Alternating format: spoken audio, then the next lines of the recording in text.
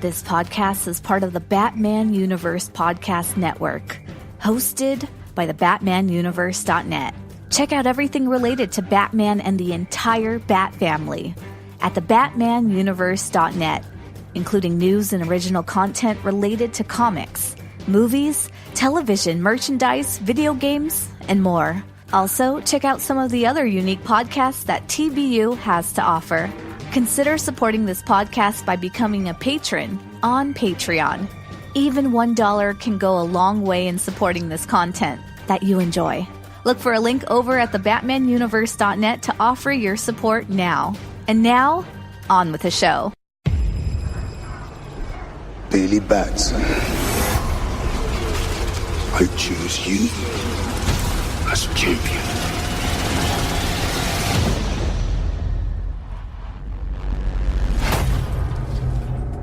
Hello? Say my name so my powers may flow through you. But I don't know your name, sir. Shazam. Wait, for real? Say it! Okay! Shazam! Gentlemen! You have bullet immunity! I'm bulletproof. You're dead. Might want to strap in. Welcome home.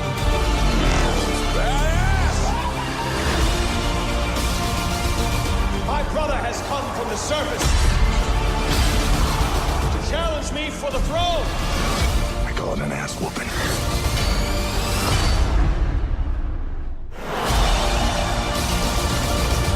I'm no leader. I came because I had no choice. I came to save my home and the people that I love. You think you're unworthy to lead because you're of two different worlds. But that is exactly why you are worthy. That was awesome. The war is coming to the surface, and I'm bringing the wrath of the seven seas with me.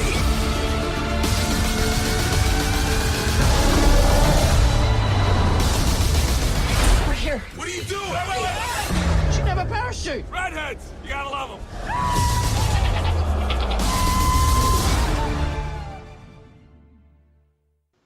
Hey, what's up, everybody? Welcome to another episode of Jordan from Smallville, Batcat Shipper. This is episode 160, and my name is Tim, and joining me, as always, is Dane. Dane, it's good to be back recording. I know we weren't able to record on our normal schedule last time, so a lot of stuff's happened. And, here's how I'll tell you. Well, I know it's been a long time since we recorded.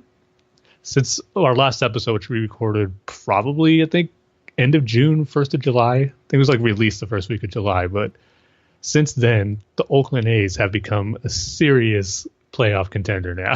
Yeah. Where before you were just hoping they would finish 500 would be a dream come true. And here we are, end of July, going into August, and they're right in the playoff hunt. That's how long it's been since we recorded. They made this great run of playing great baseball in the course of July, and here they are in the mix. Yeah, you know me, Tim. I was hoping for at least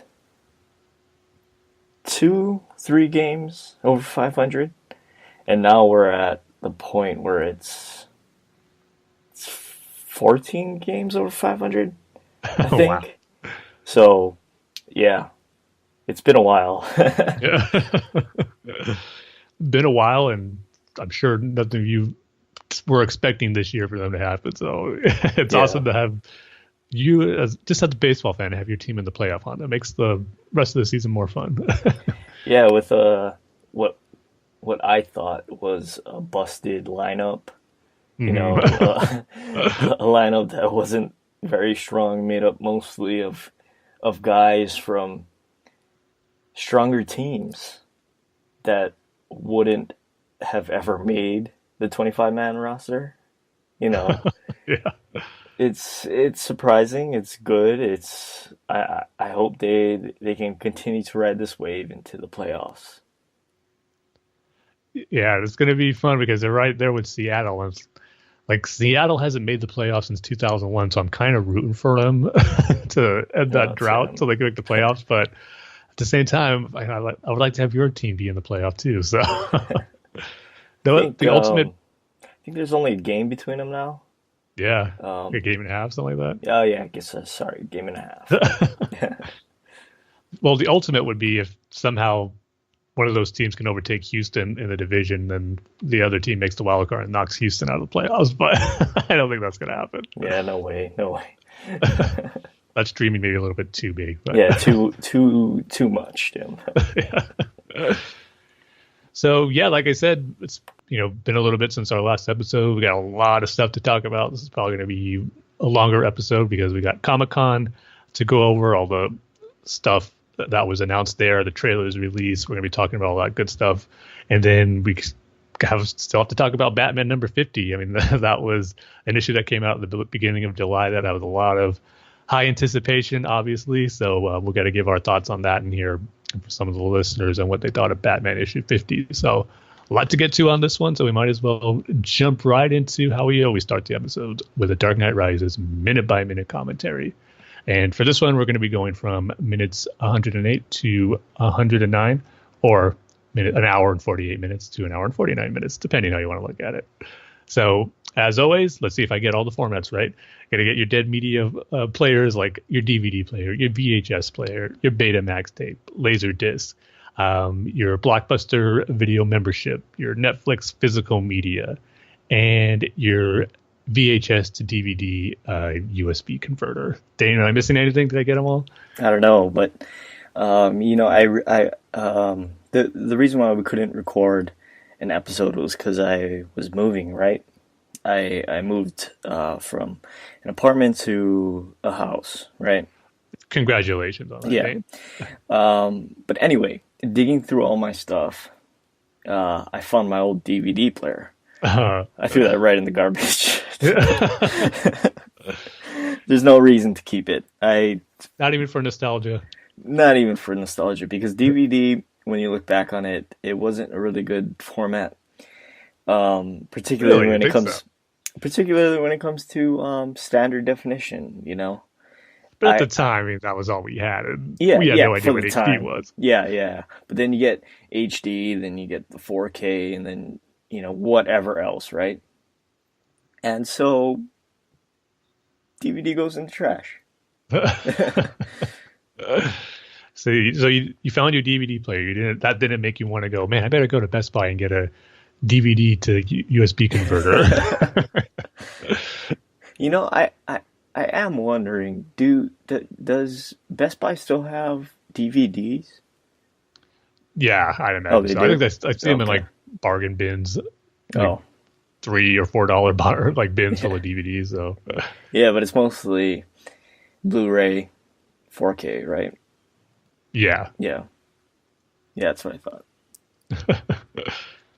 So, did you have I guess it might have been tough for you to say goodbye to that DVD player, but you've moved on.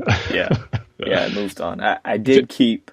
Now I'm saying this not only for our podcast, but for the Saga Continues podcast. I did keep my Star Wars DVDs. Oh, I would hope so, Dan. I don't know how Even though you have have nothing to play it on now, yeah. You still got to keep the box and all that. Right. Just like I still got all my VHS copies. I mean, those aren't ever going to the trash. Right.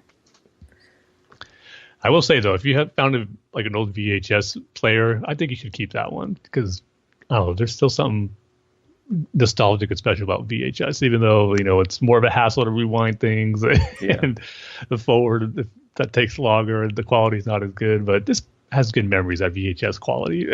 Yeah, you know what I totally forgot about VHS?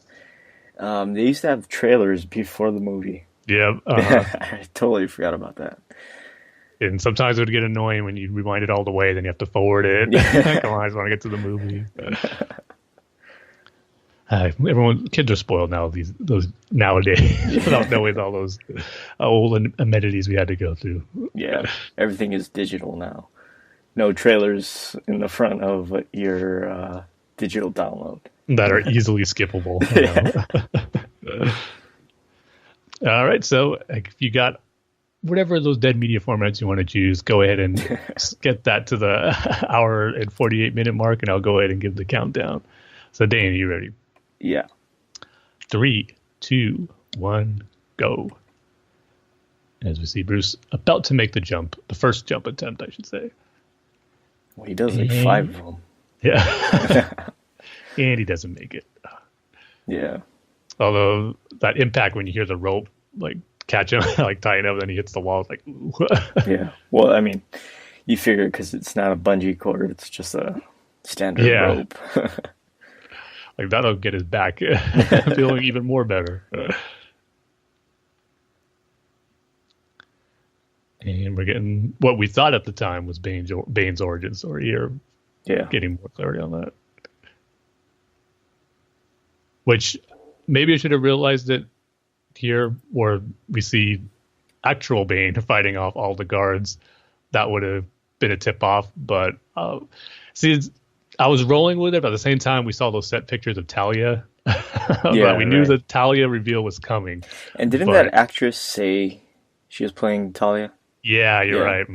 But see, I can't remember if I knew about it going in, if I heard about it, but didn't remember it while I was watching. I don't know, because I was still moving along with it, thinking, okay, they're doing a good job with Bane's origin from coming from the prison. But yeah, it was all laid out pretty clearly when you were paying attention to all the rumors and stuff that was getting leaked out before the movie came out. But still good stuff.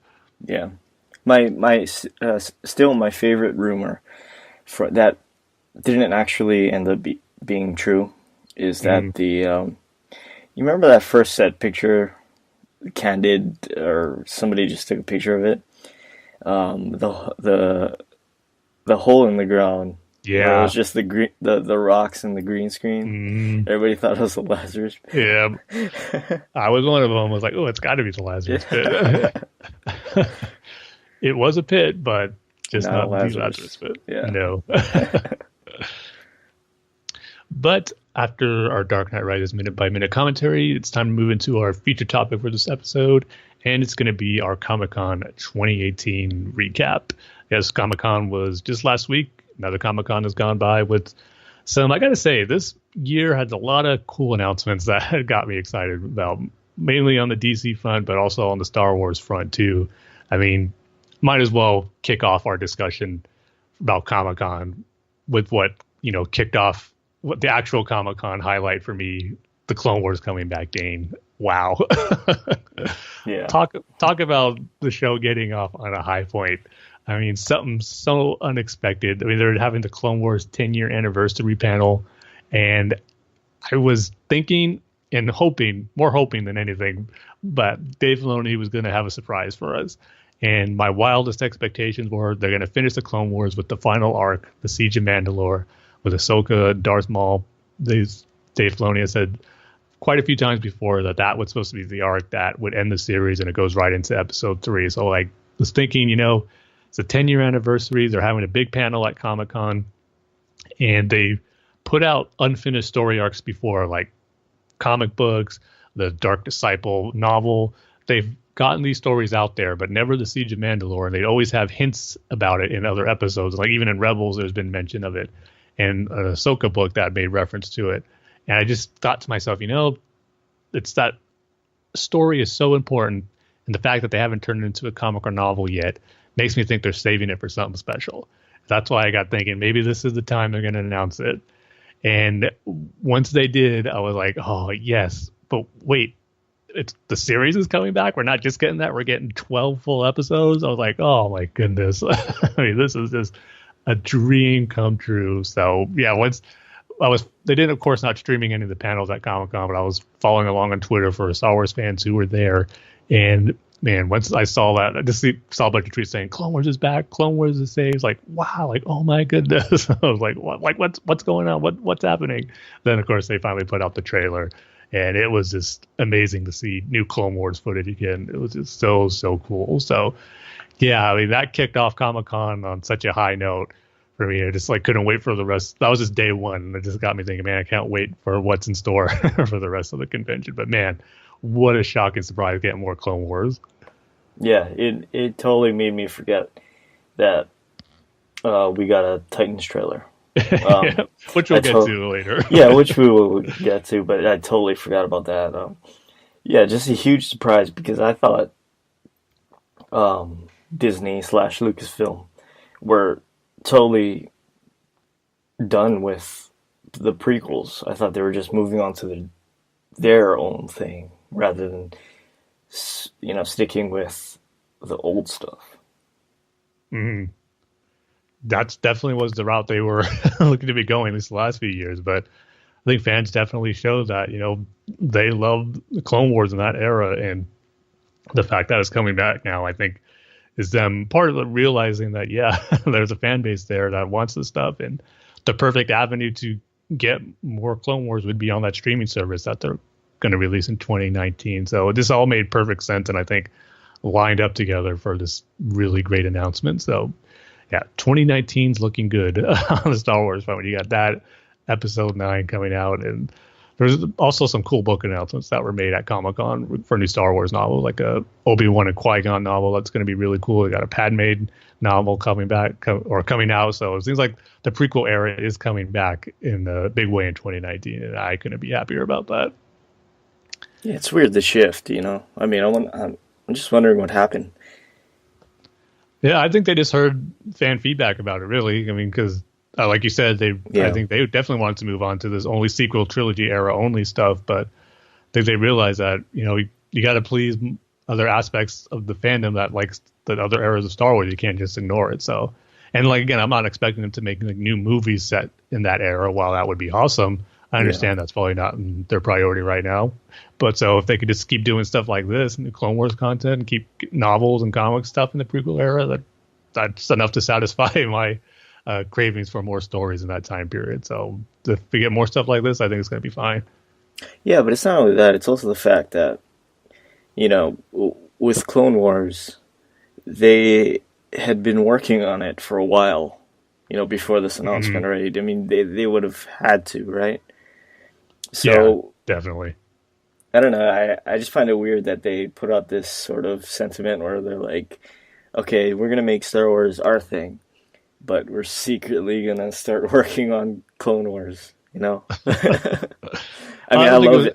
I love it either way, Yeah. I don't think it was at the very beginning, probably sometime after Episode 7, Rogue One. I think probably in the middle of Rebels, I would think, because Dave Filoni wasn't a big presence on Rebels, as far as season 3 and 4. I mean, he was there to oversee things, but he was doing other projects. He wasn't the supervising director anymore of that series, which, led me to believe he's doing other projects. And we got stuff like the Forces of Destiny animated shorts, and, Star Wars Resistance is coming this year. But there's always a little part of me that felt maybe he's just finishing the Clone Wars arc, and it turns out that's the case. But not just one arc, a few arcs. So, yeah, it's the best better than anything I could have imagined. So the hard part now is waiting for that streaming service to come out, which we don't have a date yet.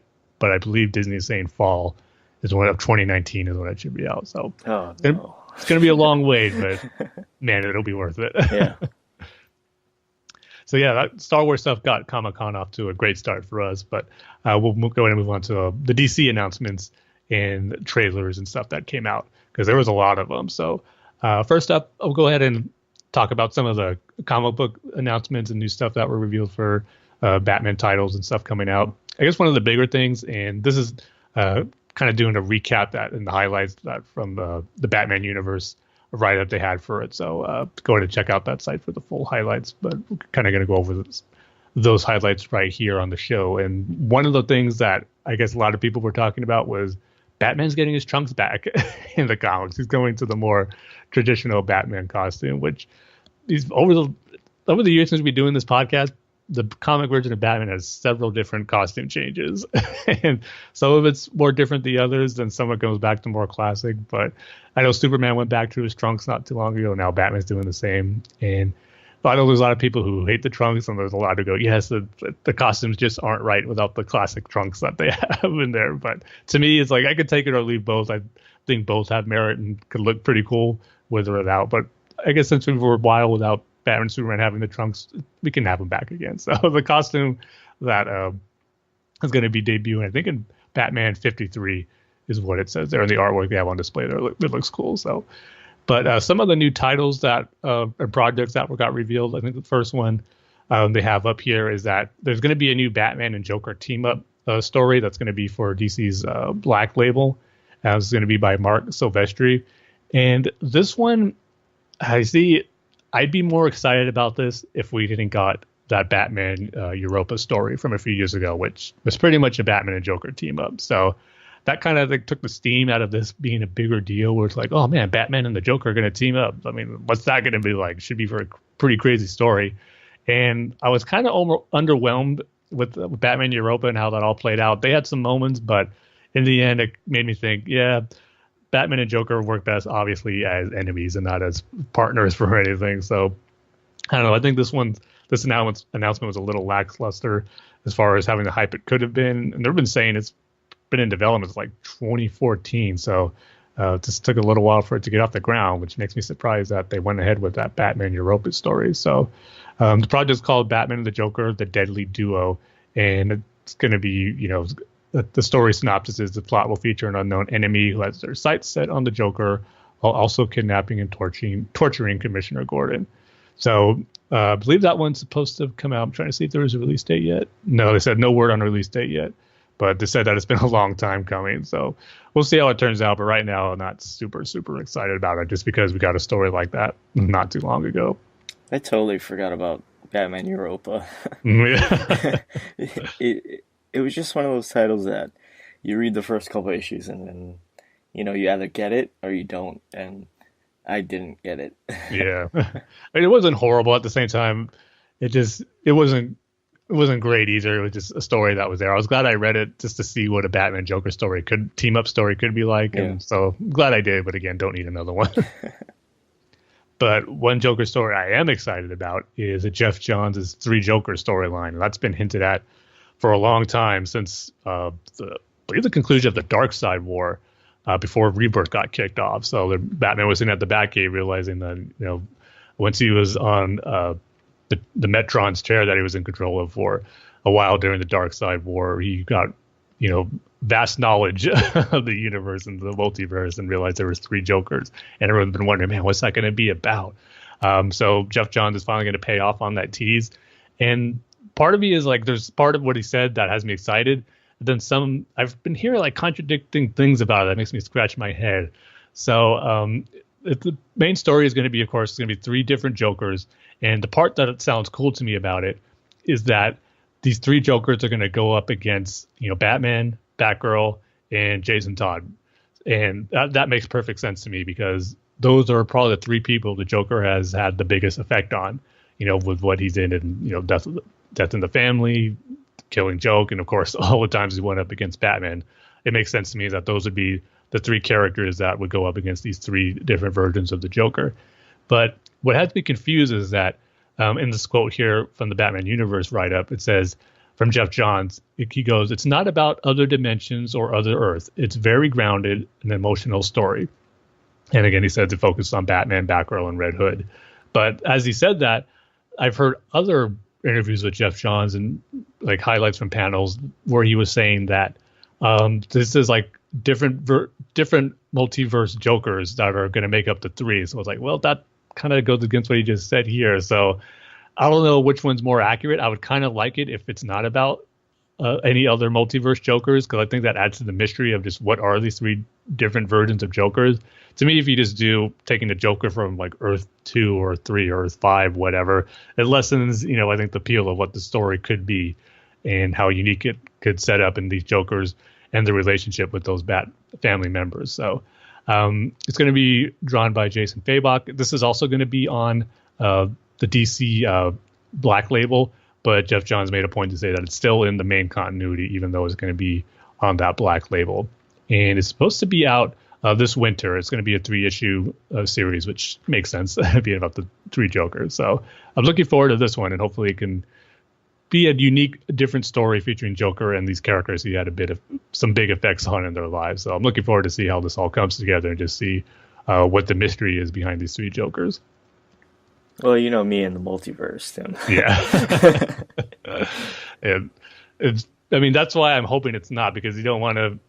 I'm hoping it's as self-contained story as it could be, where you don't have to know about these different multiverse and whatnot. And so, yeah, we'll see. It's going to be interesting to see how he makes three different Jokers work in the story. So I am excited, just even from a curious standpoint, to see how it's all going to play out. But with Jeff Johns behind it, I got confidence he'll be able to deliver something that's good and makes sense and will make you believe what the story is trying to tell with these three Jokers. And then another announcement that came at one of the panels was that Peter Tomasi will be taking over Detective Comics.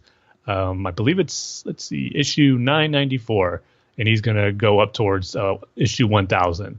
And I think it says they didn't say if he's going to continue beyond that point, so it might just be a quick short run. But that's something that got me excited because I love Peter Tomasi's run on going back to the Batman and Robin title.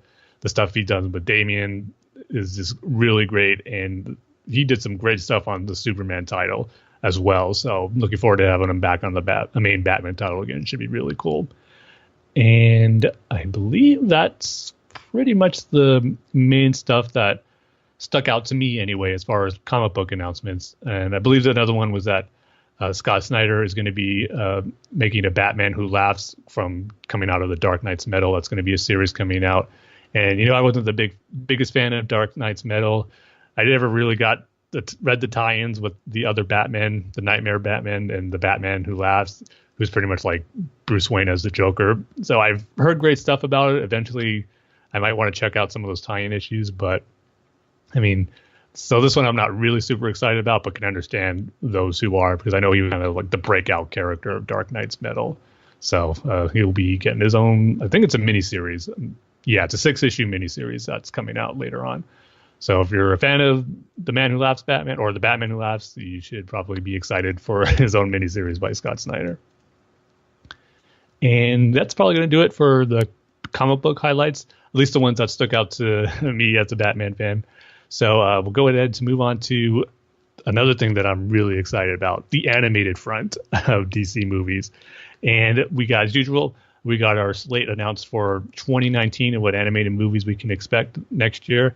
And this was after they had their premiere for Superman or the Death of Superman animated movie, which I'm hearing really great things about. And I cannot wait to see it next week when it comes out on Blu-ray. I know it's out digitally now, but that wait always kills me. But it's going to be worth it, I think, with this one. I'm hearing a really great buzz about it. Tim. No, I can't, Dane. That one, now that they're releasing these in 4K, and plus you get a digital code with it, why not have both? Right. But yeah, the new slate they announced for 2019, pretty exciting. Because first off, we got the second part of the Death of Superman 2-part, which is Reign of the Superman, which is going to be early 2019. I think it's going to be January. Then after that, in the spring, it's going to be Justice League versus the Fatal Five. And this is one that, the Fatal Five was not a name that stood out to me. I kind of had to look up as far as who they were. And they're pretty much antagonists for the Legion of Superheroes. And they've said they've made appearance on Justice League Justice League Unlimited, the animated series, and the Legion of Superheroes animated series. So we'll see how that one turns out. And they didn't say if this one's going to be in the DC animated movie universe continuity, like the Death of Superman is right now, or if it'll be its own Justice League story. But I imagine it probably will be in the continuity because mostly the Justice League movies are released now are part of that continuity. So I wouldn't be surprised if that's the case. And then also, finally, after 10 years, we're going to be getting another Wonder Woman animated movie. It's going to be Wonder Woman Bloodlines. And they didn't release a synopsis for it yet, but it's probably going to be one of the later ones we get next year. But it's like, man, it's about time, because the first Wonder Woman movie, which came out in 2009, was really, really good. And for a time, one of probably the best of the animated movies that came out, because I was still early in its run, but it was one of the best, if not the best. So the fact that we're finally getting another one is long overdue. And I'm kind of hoping that they take off. There's a few ways they can go about it, I think, if they're going to base it off any comic stories. Part of me is like, oh, it'd be awesome if they do the Rebirth origin like Greg Rucka did. But at the same time, the first animated movie was kind of an origin story, so I'm not sure we'll get that. But then it made me think of the New 52 run by Brian Azzarello. That one was really good because that really delved into the Greek mythology and the gods and all that. And it could tie in with the title Bloodlines, because that had to deal with the bloodlines of Zeus and the gods, that they were going after this newborn baby that, was a child of Zeus. So if they can do an adaptation of that, I think that can make for a really good movie. So I'm just excited that Wonder Woman's finally getting another animated movie. So after her, now that she's finally getting one, it's time for another Green Lantern movie. So let's not wait until the next live action movie to get a Green Lantern animated film, because I've been dying for another one of those. But the big announcement is that I think after popular demand, Batman Hush is going to be adapted into an animated movie. And it's going to be a two-parter as well. So this is the first, the description on the DC site. It says, Batman Hush will be the third movie and will release this summer and will follow the two-part Death of Superman, Reign of Superman as the latest animated movie based on an acclaimed DC storyline. Okay, so got a little confused there. I thought it said it will follow the two-part Death of Superman, meaning that it will be a two-parter, but I think it said it's following it, just that it's going to be adapting a classic storyline. So, but yeah, Hush, I know every time we usually talk about Batman comics we want to see adapted into animated movies, and we put polls on Twitter or ask fans on Twitter what they want to see. Hush is usually kind of at the top of the list, or the one we always hear about. So the fact that we're going to be getting it is going to be really, really cool. So, I mean, there's a lot of great moments in Hush that can make for awesome animated movies moments in a film. I mean, Batman going up against tons of villains is pretty much all his classic rogue galleries villains there. His battle with Superman, and then of course Hush. And I'm just thinking, they're going to throw in the whole Jason Todd reveal too. I mean, is that going to play a factor in it? So there's probably going to be stuff they're going to have to cut out if they're not going to make it a two-parter. But still, it should be really cool to finally see Hush adapted into an animated movie. I think it's going to be really, really cool. Yeah, just don't add anything to the story. Don't add your own prelude to it. Killing joke. I mean, there's no need to. Hush is like a 12 or 14 part story. Yeah. So it's long enough where they don't need to add anything. Like I said, if anything, they probably have to cut stuff out. Yeah, that's why it's going to be a two-parter. So just don't add anything, your own prelude that you came up with. And yeah, Tim, you should get that cough looked at. Yeah. Sorry, killing joke. Oh, there it goes again.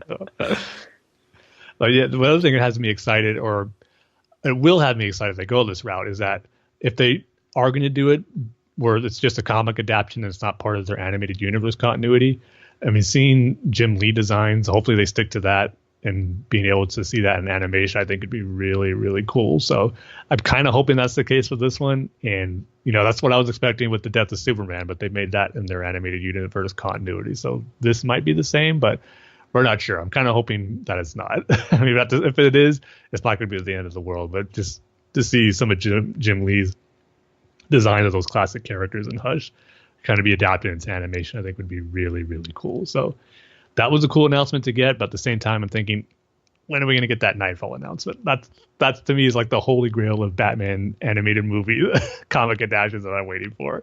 The fact that we got the Death of Superman last year gave me hope that maybe next year would be Nightfall, but alas, it was not to be, and my long wait is still going to have to continue. But one of these years, I think it'll happen. So yeah, a lot of cool animated movie announcements from Comic-Con with that slate for 2019. And again, just hearing the buzz on the Death of Superman, I just can't wait to get that. So definitely be talking about that on our next one. But Dane, there is nothing bigger in the animated front than the panel of Batman the Animated Series Blu-ray. Wait. So you're including Clone Wars with this? I said in a tweet there was two panels I couldn't wait for: the 10-year anniversary and the Batman Animated Series Blu-ray. They were hand in hand close, but I guess Clone Wars put it over the edge afterwards once we got the announcement that we're getting more Clone Wars. But going into it, both of these were like right there as my top two most anticipated. Yeah. But we finally got information on the Blu-ray box set, when it's coming out, what it's going to include, special features, and all that good stuff. So they announced that October 16th is when they're going to be able to get our hands on this. And I immediately pre-ordered their deluxe collector's edition, which is, they have pictures of it released, and you can check it out on the BatmanUniverse.net. It's a really nice looking box set. I mean, it's the box is the classic Batman the Animated Series logo of Batman silhouette was holding up his cape. And the box, it's a little similar design-wise, a little bit, at least like the art book portion of it. and where the disc sleeve is at to the DVD complete collection that came out a couple of years ago, maybe even 10 years ago now that I think about it, I'm not sure, but that was a while ago. But you're going to be getting all 109 episodes, obviously, and then you're going to be getting an art book too, which looks really cool. And looking at the images here, I'm trying to look at the official press release that's going to be shows us all that's included in there. Okay, so also the 3 Funko Pops of Batman, Harley, and Joker. And yeah, I probably have the wrong page up, but I'm trying to look at like specifically of what the art book and the pieces of art that's going to be in there. But I guess I'm just, as I'm scrolling down, I'm probably just missing it right here. But it's going to come with a lot of cool stuff, to say the least.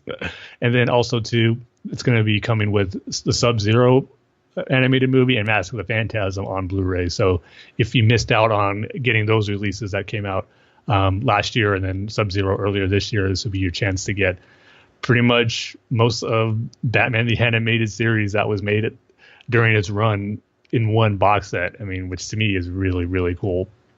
And then they announced the special features for it, which to me makes this even more worth it, is that we're getting a brand new documentary, an hour-long documentary about the series. It's called The Heart of Batman, and it says it's a rare gathering of talent that defined Batman for a generation. 25 years later, Batman the Animated Series continued to inspire fans and myth makers all over the world. This hour-long documentary takes an in-depth look at the renowned storytellers behind the landmark series. So getting pretty much almost a full-length documentary on Batman the Animated Series is going to be amazing. And they're also incorporating all the previous special features and documentaries that were on the previous DVD set. So it's going to be a really complete package that's going to have everything before and some new stuff, which to me is awesome. And the only thing, I guess this is just my own nitpicking here, wishful thinking that I wish we would have gotten. I was kind of hoping that, as they're remastering the episodes, it would be awesome if they got, Bruce Timm, Paul Dini, Kevin Conroy, and others involved with the series to do commentaries on every single episode. But it's just going to be the commentaries we've already gotten on the previous DVD releases. It's just going to be a select few. So it's kind of hoping for some new ones at the least. But my ultimate hope was commentary on every episode. That would be amazing. But it's not a deal breaker where I'm not going to get the set, because from what I've heard, I've seen a little bit of comparison shots from people who are at the panel. You could tell a difference of how cleaned up it's looking. I just can't wait to see it for myself, just how much they cleaned up the series. So yeah, I am super excited for it. October 16th can't come soon enough, and hopefully, since I pre-ordered it pretty early, there's a slight chance that it can come early. That happens sometimes with releases when you pre-order ahead of time. So if I get it a few days earlier, that would be even better. But man, I just can't wait. This is going to be awesome. And how much did it cost you? But I think on Amazon it was like $112. Oh. But this is Batman the Animated Series we're talking about here. I don't care what price they put on there. I'm getting it day one.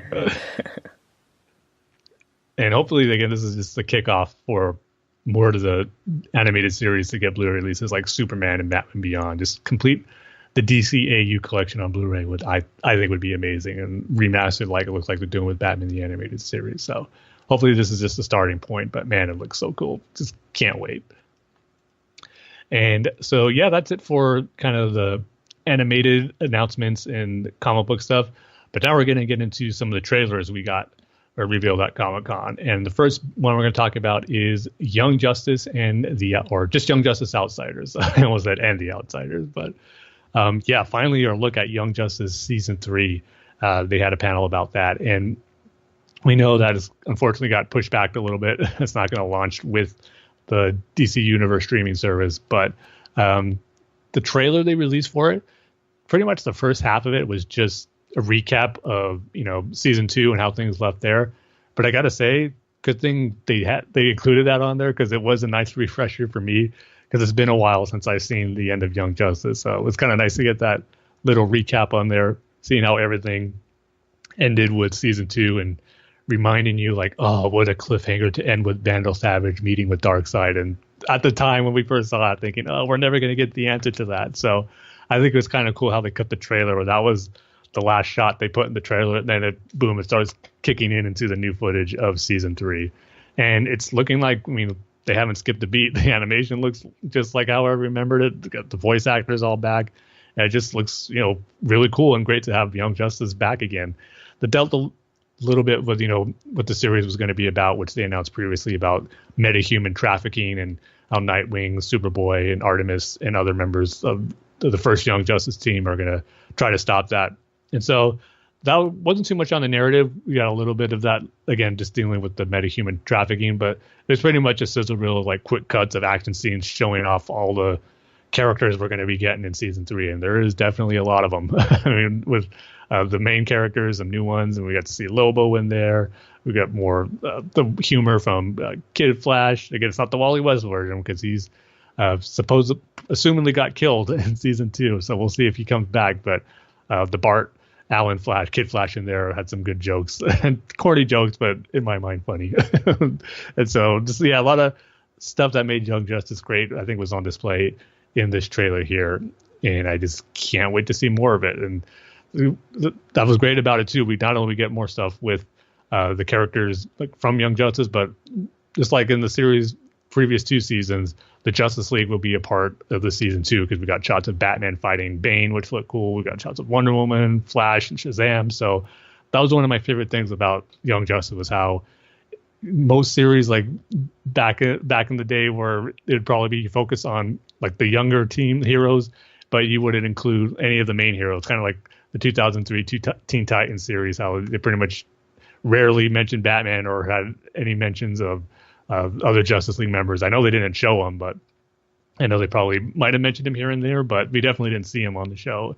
And that's what I just loved about Young Justice. They weren't shying away from, showing how large the DC universe is with incorporating, the younger heroes with the main members of the Justice League. And the fact that that's continuing for season 3 is just awesome. So yeah, the trailer looks cool and just can't wait for the season to show up on DC Universe streaming service. I know it's going to be one of the main draws and attractions for people to sign up for the DC Universe would be for Young Justice. So the sooner the better that gets released, I think. But yeah, it's looking really, really good and just picking up right where it left off. Can't wait. Now we get to one of the more controversial trailers we got from Comic-Con. And this was probably the very first thing I saw on Thursday morning once Comic-Con got kicked off. And this was for Titans, the live action show that's going to, be the main attraction for the DC Universe service once it launches, because this is going to be the first original programming that's going to be there when it launches. And to say it got a mixed reaction might have been an understatement because there was a lot of different takes on this one. And yeah, I'll go ahead and just say right off the bat, not what I was expecting, to be honest. I mean, we knew they said it was going to be going for a more gritty take of the Titans, but I didn't think it'd be going this like dark and gritty where Robin is throwing F-bombs. I mean, that became the meme of the day, F Batman. I mean, you saw that everywhere afterwards. And that's going to be, I think, the series' calling card now, whether they intended it or not. Like, it's going to be known for that F Batman line, which to me just felt like, hey, guys might be trying a little too hard here for make it too edgy and adult and or whatever you want to call it.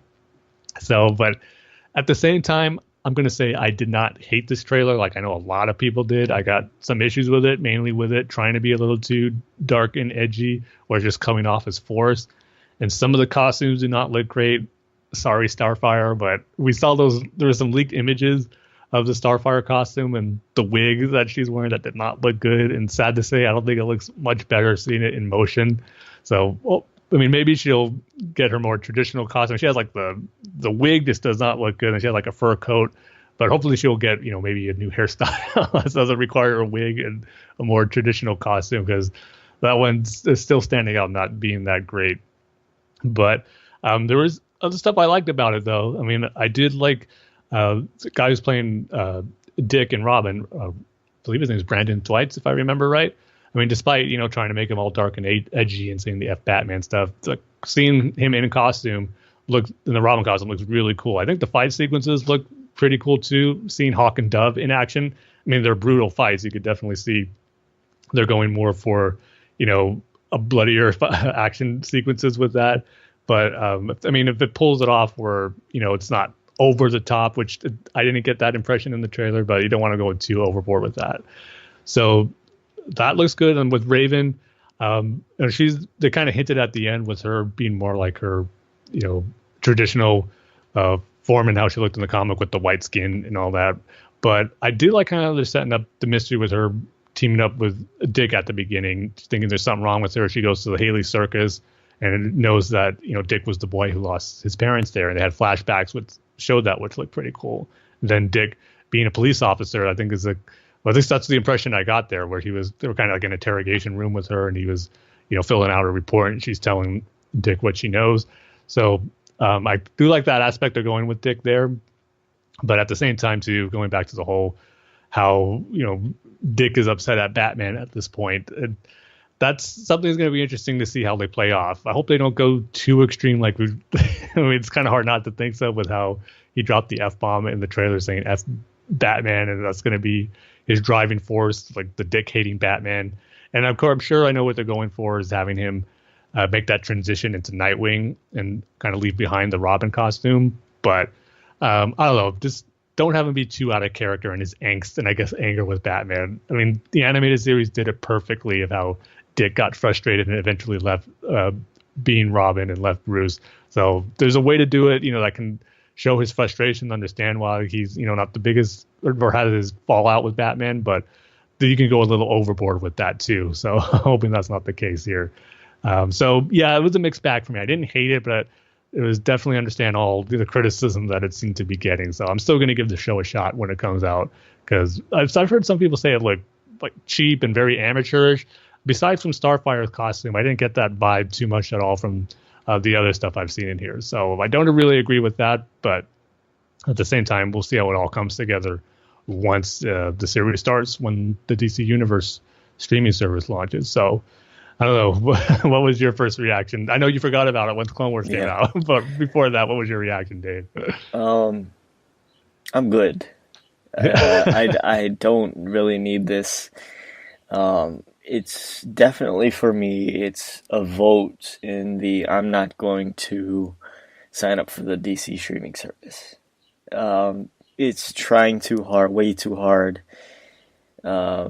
to out dark, I guess you could say, Arrow. You know, it's or trying to me, be even that. Go ahead. I was gonna say, I'm sorry. They're trying to go for like the Marvel Netflix shows like Daredevil, but even that, like, we gotta outdo that. Even like drop F-bombs, make it more bloody and all that. Yeah, and I'm glad you brought up those Marvel TV shows on Netflix, because with those shows, it seems like they use the same exact warehouse, you know, to film their fight scenes, and it's the same with this Titan show. It seems like they're using the same set that they use for Arrow. You know, it looks almost exactly the same visually. So yeah, it's trying way too hard. It doesn't look good at all to me. You know, the sets and the costumes. It just doesn't look that good to me. I know they're trying to shock people with the F Batman thing. It doesn't shock me. I'm sorry, it doesn't. Or eye rolling. Yeah, it's just more like, oh, okay, we're going this. I mean, we're swooping this low. Yeah, it's gonna be a hard no for me on this one. Yeah. Yeah, I can't say I'm too surprised. I know plenty of others who share your reaction. Yeah, and I know a lot of people like the trailer, but for me, it's gonna be a no. It's gonna be a no to the DC streaming service. Yeah. Yeah, I think gotta say, I mean, looking at some of the social media reactions, I think the reactions more been on the negative side than a mix and split reaction, because I know there are those who like it, but I've been seeing just a lot more negative stuff for it. And I think it kind of took DC by surprise with that. I'm sure they weren't expecting to have that kind of reaction from the shows. I'm wondering if it's going to make them reevaluate certain things, whether there are other TV shows they have in development, or maybe even this one going forward. Of course, they'll wait to see once the actual episodes come out, but I kind of think they were taken a little bit surprised by the negative reaction this trailer got, because I'm sure that wasn't their intention, that's for sure. Well, it seems like this was going to be the big thing that was going to be the selling point for the streaming service, and it kind of did the opposite for me. I mean, not only was it the fact that you're going to be switching out content every quarter, is it, Tim? I don't think they said they gave a time like when the content's going to be switched, but it is going to be in a rotation. Yeah. Young Justice not really selling me on anything, but this was supposed to be the big selling point, and they missed the mark. At least with this trailer. You know, I'm not sure about the show, but at least with this trailer and what they've shown, they missed the mark for me. Well, I'll be sure to let you know if it's any improvement over the trailer. Yeah. Once the episode does come out on the streaming service, because like I said, I'll still be checking it out. Yeah. But before we move into the two big trailers, I guess you could say, can we do the second one first? The second one first, okay. Yeah. Which is, we're going to be going into Warner Brothers' main DC movie panel from Saturday, the big Hall H one. So, you were right. There was two big trailers, and I was going to save the last one for last, but since Dane wants to go first, we'll go to start with the Aquaman trailer. And this is the one, pretty much I would say the big anticipated trailer of Comic-Con. Since Marvel wasn't at this one, they weren't going to show any new stuff from the MCU. So this was Warner Brothers and DC's time to shine and kind of show what's coming up. So, and they did with Shazam and Aquaman. But since you wanted to talk about Aquaman first, Dame, I'll go ahead and start with you and your reaction for the trailer. Okay, good. Because the reason why I wanted to do this one first was because to keep up the I guess the theme of Comic-Con and DC, which is for me anyway, which is this did not sell me on Aquaman. For one thing, it was a bit of a mess. This entire trailer. Seems like we're going from one thing to another thing to another thing to another thing that's not really connected. And I understand that that's what a trailer does, but I was looking for some sort of connection between all of this, and it just looks too in your face, too overblown. And that's a big thing for me, where it's just like these huge action set pieces that don't really have anything to do with story, and it seems like that's the route they're going with. It's just these huge, big action scenes, and Aquaman is, back to his old ways where he's doing the woohoos and the yeah-mans and the, Yeah. And I hate to say it, Tim, but it didn't. It made it worse for me to the point where I'm probably not going to see it. I'm probably not going to see it. I mean, I hate to bash on it because, I'm trying to do it in a positive way, but there is no positive way. But really, there had to be one thing that looked pretty cool to you in the trailer. Just one thing. Not really. Maybe Manta. that was gonna be my card I was gonna pull out of my sleeve. Like, not even Black Manta, because he looks awesome. But even then, it kind of looked like it was plastic. That's how he's supposed to look. I guess, but it looks plastic. So yeah, if anything, like the Titans trailer kind of did the opposite for me. Whereas you kind of got hyped for it, more hyped for it. This one kind of made it go in the opposite direction for me. Well, that's a bummer, but yeah, I mean, especially the fact that it was, I don't know, it just looked overblown. Like they just do these big things just to have them, Yeah, well, I will say this about it. I don't think it was the best put together trailer, because like, even one example, the way it ended with just Aquaman and Mera jumping out of the plane and, like I say, going the whoos and all that stuff. Yeah. To me, it was like a real lackluster way to end the trailer. Like Aquaman jumping out of a plane into the desert. It just like it kind of ended on a meh note for me. Like if anything, it should have been him jumping into the ocean or like a big ocean action set piece to end the trailer on. Is this? There are certain points in the trailer that I agree were. Sorry, Tim. I don't mean to cut you off, but that's okay. One thing I wanted to say was, or ask, because I haven't really looked into anything with this movie. Is that Tim Morrison? Yeah, it is. Mm-hmm. That's one positive. Yeah. Okay, you found one. Yeah. Tim Morrison in anything, I'll watch it. Yes. Even this is a second shot at a DC movie because he played Abin Sur in Green Lantern. Oh yeah, I totally forgot about that.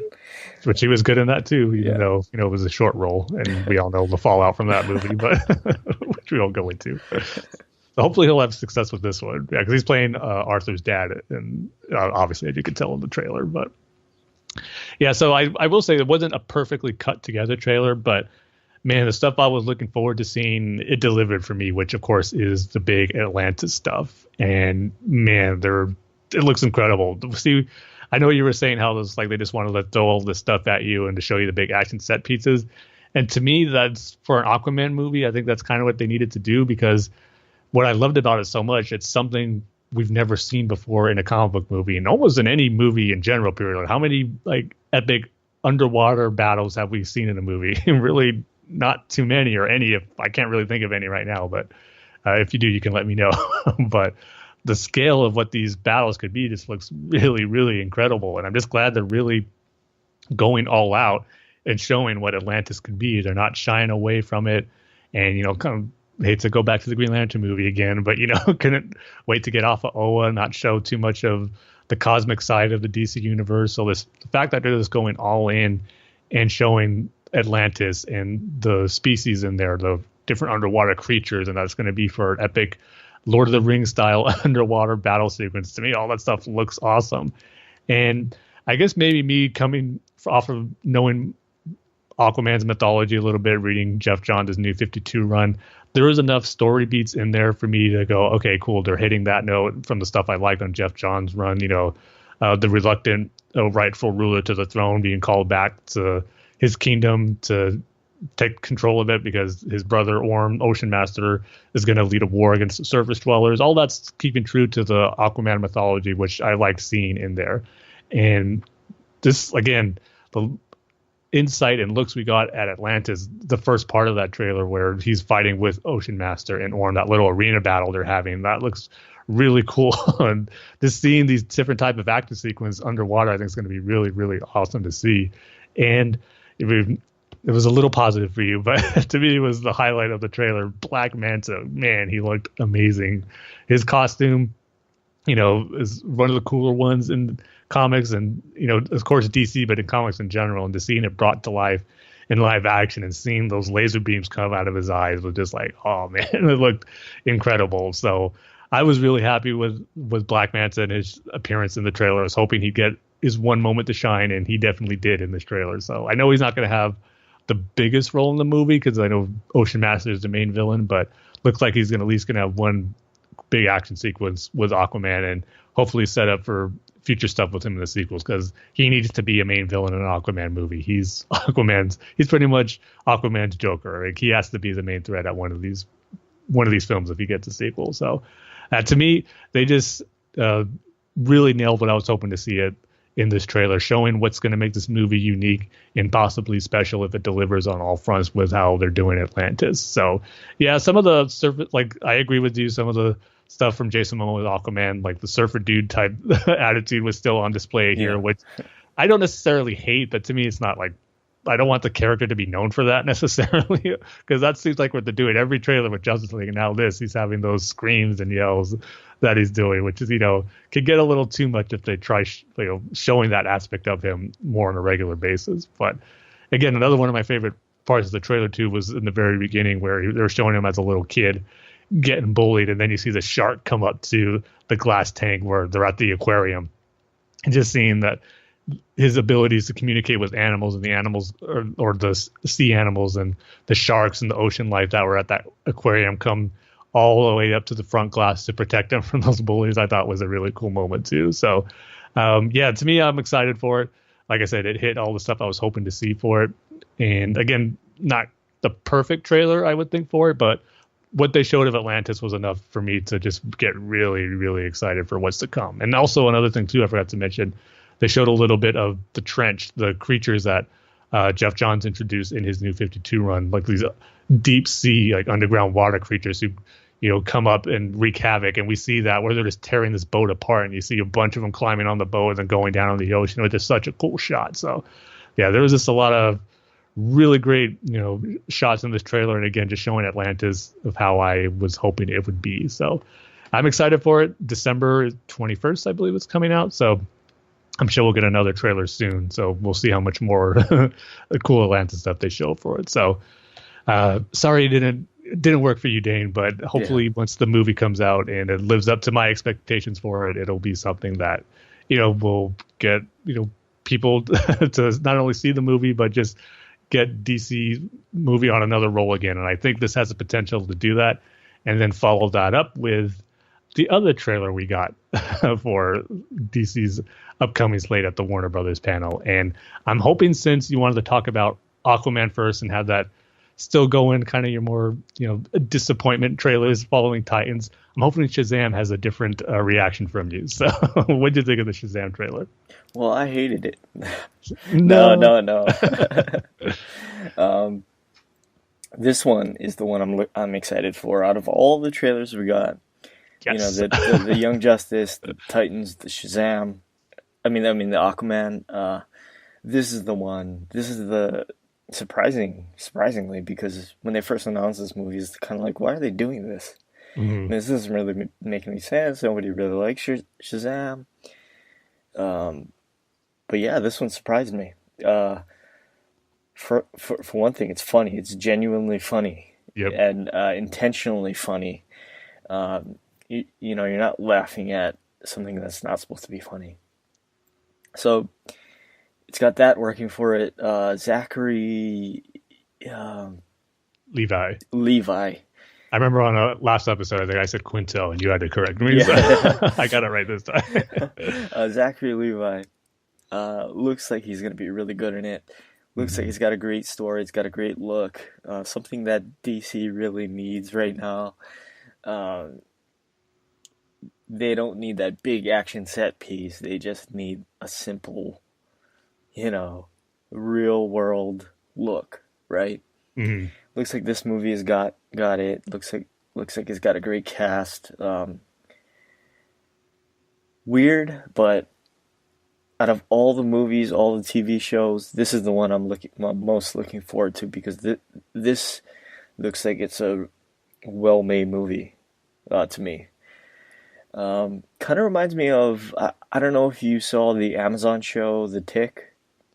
I saw the first episode when they had like a preview for it. Starring Darth Maul. Yeah. But it kind of reminds me of that. It's funny. Okay. It's real world.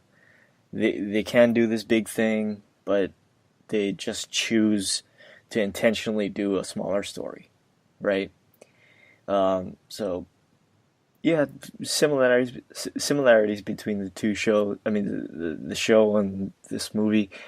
And if it's anything like the show, I'm looking forward to it, because I really love that show. I also heard there was a moment in the Tick TV series where they played 311's Come Original. Did they? Check it out just for that. I'm sorry, I didn't really pay attention to Come Original by 311. I'm disappointed in you, Dane. How can you not immediately think of me? No, but yeah, I'm right there with you. This was, I wouldn't say a surprise that it looked this good, because I was excited for the Shazam movie. I was hoping that it would be as good as I was hoping and expected it to be. So I can't say it's a surprise. I think it met my expectations, but in that front. But I will say maybe I was surprised that it was my favorite DC trailer out of all the ones, kind of like you said. And they wow, really? Yeah. As much as I liked all the Aquaman, Atlantis stuff, I think this one just all together was a better put together trailer, and just really captured the tone of what I was hoping they would for Shazam.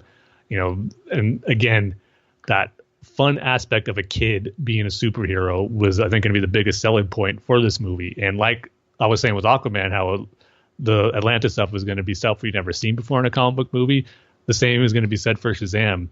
And I like the comparison that Zachary Levi said. It's like pretty much Big meets like a comic book movie. So that's exactly what it has, that feel to it. It's going to be so much fun to see that play out on screen. This is such a fun trailer from the beginning of seeing Billy Batson interact, with, his friend in the Foster family. And I love seeing all the Batman and Superman stuff in his room, just how his friend is obsessed with superheroes like Superman and Batman, and Billy Batson's not really, or like doesn't really care about him, but once he becomes a superhero, he goes to his friend and he's going to show him the ropes and stuff what it takes to be a superhero. So all that stuff looks fun. And that montage they had of, okay, let's test out your superpowers. You got super strength. Can you fly? That moment where he flies a little bit in the air and then falls was great. I love that little bit too, where he's charging everyone's phone, like your phone's charged, your phone's charged. All that stuff's really fun. And then the ending I thought was great too, where he got shot. It's like, oh man, you have bullet immunity. That's awesome. And he gets serious. Oh, you're dead. And those robbers out of the convenience store, they just played it all nonchalantly. Just really great stuff. Capturing that aspect of a kid being a superhero, I think is going to be really, really fun. But I also just like too, even from mythology standpoints and comic accuracy for the geeks like us who pay attention to that type of thing, I just think they're nailing the look and the mythology of Shazam. Billy Batson going on the subway, going to the Rock of Eternity, meeting the wizard Shazam, and just, I got to say, my favorite moment of the trailer, it's simple, but it's just really effective of what Shazam's all about. It wasn't at the part where he meets the wizard Shazam and he says it for the first time, but it's just seeing Billy Batson walk casually and he just says Shazam, and you immediately see him turn into, Shazam / Captain Marvel. But just seeing that effect play out in the trailer, seeing it in live action was really, really cool. So yeah, they're nailing the tone, and it's what I was hoping to see from a Shazam movie when it was first announced, and I cannot wait. So, yeah, like I was saying with Aquaman, I think with Aquaman, for me, it's looking like something really unique, and I think it can get DC going on a nice roll if it all delivers and comes together for a good movie, but then continuing that with Shazam, with something that's so unique and totally different from Aquaman, but yet it'll just be great to have a nice 1-2 punch of those two films if they're both successful. And I think they really have the potential to do that. I think maybe more so with Shazam with a more mainstream casual audience, because I think there's just something about it that's going to appeal to a more wider audience who just wants to, kind of have a good fun time at a superhero movie and seeing, something different with a kid becoming a superhero. And at the same time, hopefully that bringing in more of a younger audience for them to get invested into a superhero that's, pretty much living out every child's dream who likes comic books and superheroes to actually become one. So I think it has potential to have a more wider appeal to a mainstream audience with Shazam. So yeah, it was just a really great trailer and can't wait to see more from it. I think it's going to be something really, really unique and different. Yeah, and you hit on another point that I wanted to bring up. It looks genuinely fun and funny. Whereas, you look at Justice League or the Aquaman trailer, it's really, really forced. It's trying to be fun, with all Aquaman's woohoos, and Justice League was trying to be funny because everybody thought Batman vs. Superman was so dark. Mm-hmm. This one genuinely looks like they did a really good job, or they in a natural way, let's say, tried to make it fun and funny, Mm. And it looks like they're gonna pull it off. So out of all the movies, I'm looking forward to Shazam. Yeah, I think it's going to be kind of I don't know if I want to say sleeper hit, but one that maybe a lot of people don't see coming that could, strike a chord with the audience. I think it really has that potential. So yeah, I mean, here's hoping that better days are ahead for the DC movie universe slate, and hopefully it gets kicked off with Aquaman and then it keeps rolling with Shazam and then with Wonder Woman 1984. They did show some Wonder Woman 1984 footage at the panel, but they didn't release it probably because it was so early in production. But I think that was some descriptions of it said it was Wonder Woman, saving a little girl at a mall, like kind of pushing her into a giant teddy bear from robbers or some criminals that were there that she takes down with the lasso of truth. So hopefully we'll get a well, I shouldn't say hopefully soon we'll get a trailer for Wonder Woman. Maybe probably around early next year because it comes out in December 2019. So it might be a while before we start seeing stuff from that. But this is another first for a Warner Brothers DC panel where they just focus on the movies that they have coming out now. They didn't, have a sizzle reel saying, Batgirl coming, Green Lantern Corps coming, Birds of Prey coming, like stuff that's barely getting off the ground and some not quite yet. So it was kind of good that they just focused on the two movies, or I should say three with Wonder Woman, that we know for sure are coming, that have been filmed and are filming. So it was kind of a different sort of strategy for them this year, not just to tease and say, look what we have down the pipeline when some of those movies might not even see the light of day. So it was kind of good just to see them focus on what we know for sure is coming. Yeah, because I mean, they can say that they're going to do a Green Lantern Corps movie or whatever, but then you see the release date and it's like 2035, and it's like, okay, so over 15 years from now, I'm going to get a Green Lantern movie. Yeah. So yeah, well, you bring up a good point. Remember a few years ago, was it 2014? Yeah, I'm pretty sure it was 2014 or 2015, before Batman vs. Superman came out. They had that whole release date slate of all these movies that are supposed to come out.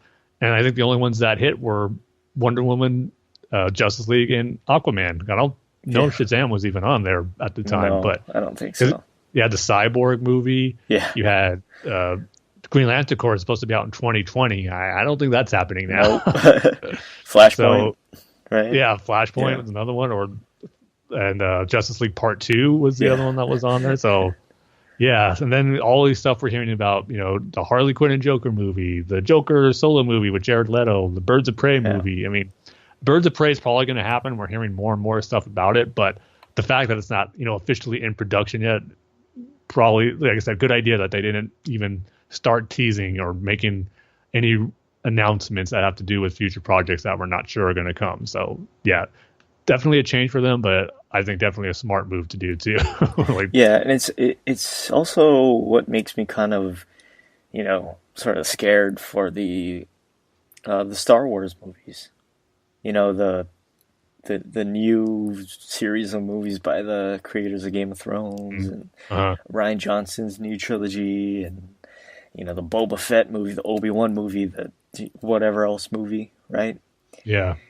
They announce these things, but how many, if we're going to use the DC movie announcement strategy, how many of those movies are actually going to become movies? Yeah, well, I'd like to think Disney and Lucasfilm have a better track record than Warner Brothers. Right. Yeah. But just look at Disney and Marvel. After what year was it? It was 2013 or 2014. They had a big event at the El Capitan Theater where they announced their full movie slate for their Phase 3 movies after Avengers: Age of Ultron, the second Avengers movie. And they pretty much hit on all those movies. I mean, the last one I think on that list was the second, or I should say the fourth Avengers movie, which is going to come out next year. And if anything, they even added one with Spider-Man Homecoming. So they pretty much hit on all their planned releases. So with Disney behind that, hopefully it's going to be more the same with these Star Wars projects as well, even if maybe some might get shuffled around here and there. But they definitely have a better track record than Warner Brothers, that's for sure. Yeah, you're right. But yeah, that's it for the big DC stuff at Comic-Con. But I should say before we leave the Warner Brothers movie panel, I gotta say my favorite trailer from that panel, probably out of everything, was the Godzilla King of the Monsters trailer. I loved that trailer. Really? It looks so good. I mean, I really like the first one, minus the fact that they should have showed more on Godzilla instead of the slow build-up to actually seeing him in a fight. But I really like what they did with that movie. Correct me if I'm wrong. You don't actually fully see Godzilla, right? You do. There's one point in the middle where he's about to fight a monster, and you see a full-blown close-up shot of Godzilla about to fight. But you don't actually see him fight. You just see a little kid watching a news report that shows you glimpses of Godzilla fighting a monster. So you don't actually see him fight until the very end, but you do see him full blown in the middle. Yeah, but you don't see him fully during that final fight, right? Yeah, not until the final fight. Correct. Yeah. Okay. That was my biggest problem with the movie. Like they did that a little too much. But Well, they had to make it a human story. I mean, it's for Western, it's for Western audiences, so they have to have like a human story rather than if they, the Japanese movies where it's just two monsters fighting each other and that's all you need, right? And that's great, and there isn't really that human story. It's just two monsters fighting, right? Yeah. See, I agree and sometimes don't agree with that. It's weird because I agree it's good to have human characters in there that you're invested with to, have the movie not be a total bore fest if, the monsters aren't fighting each other and you want to be invested in them. And I felt Godzilla did that, well enough for the most part, especially with Bryan Cranston. And I know that was another negative that he got, spoiler alert, killed off pretty like in the first act. But my thing is, we go to these movies to see more of the monsters more than the humans. So I kind of do like it when the monsters get just a much or maybe a little more, but hopefully the same amount of screen time as some of the human characters do. And all I ask for with like movies like monster movie like Godzilla or Jurassic Park films, just don't have the human characters be annoying where they're either trying to be too funny and they're not funny, or they're like these annoying characters that scream all the time and just like scared of everything. That's what takes me out of the human element of these monster type movies, is when characters are annoying. If they're characters that are, maybe not well developed or whatnot, but as long as they don't get on my nerves, then where it's like, man, this character is irritating, or hope he gets eaten by one of the monsters. As long as I don't have one of those, I could live with like not so much story and screen time with the human characters. But that might just be me. But again, this is why we see these movies, to see the monsters. Yeah, well, I mean, speaking of which, you brought up Jurassic Park. I recently rewatched The Lost World. It's so you did just like me. Would it take you 20 years like it did me? Yeah, because it was on Netflix. Yeah, that's not a good movie. It's for one thing, it's boring. Yeah. It's super boring. It should have been dinosaurs all the time. Yeah, Jeff Goldblum. I know a lot of people on the internet like him. He cannot carry a movie. I know he was in The Fly, but that's sort of like a horror movie, and it has that aspect playing for it.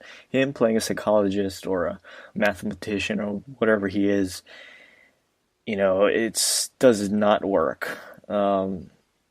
He can't carry a movie, it seems like, and it's so boring. They should have just led with the dinosaurs. Boom. Dinosaurs everywhere, dinosaur, rather than have Jeff Goldblum, his whole family, his girlfriend, the Hammonds. They should have just went dinosaurs the whole way. And didn't you feel too, because we were talking about our last episode, how we watched them not too long ago, was how the dinosaur sequences in The Lost World, like they barely showed the dinosaurs, like the whole trailer off the cliff sequence, they barely showed the Tyrannosaurus Rex till they ate Eddie Carr in his Jeep. And then it's like they're there, they eat them, then they push the trailer out, they're gone, and then like the rest of the human, like the hunting party's there. Like, shouldn't they gone like interacted with the Tyrannosaurus Rex too? Shouldn't like the Tyrannosaurus Rex don't move that fast? Like the way it's cut together, it just seems like instant where the Tyrannosaurus leaves and then the more human characters got there to save them. It was like this. It was edited weird, and then even the Tyrannosaurus at the end in San Diego, the city, it wasn't as long as I remembered it too. It was like the sequences with the actual dinosaurs, they're just so short. Yeah, it wasn't as thrilling as I remember as a kid, because that was the highlight for me, seeing a T-Rex in San Diego or in civilized society, right? Not in the jungle, but it didn't have that same thrill that you even go back and watch the original Jurassic Park. You see the T-Rex attack the Jeep or the car, or still so good, man. Yeah, you see the T-Rex at the end in the museum, right? It has that thrill, that magic, Yep, this one is just like, oh, there's a T-Rex, or it starts off like, oh, there's a T-Rex, and then it's like, okay, there's a T-Rex okay, there's a T-Rex. Okay, we have to move past this already. You know what I mean? So yeah, that's not a good movie. Yeah, sad to say 20 years later after seeing it again, it didn't change my opinion too much afterwards. Yeah, right. But I know you said you saw Jurassic World Fallen Kingdom as well not too long ago. What do you think of that? I see a lot of people's problem with it, story-wise and everything, but I loved it. It's Jurassic Park at its best. It's just dinosaurs. It's if Steven Spielberg isn't going to do it, then just make it a monster movie. Just make it a regular monster movie. Yeah, just have the dinosaurs. That's all you need, right? Yeah. And you got my butt in the seat. Yeah. You got Tim's butt in the seat.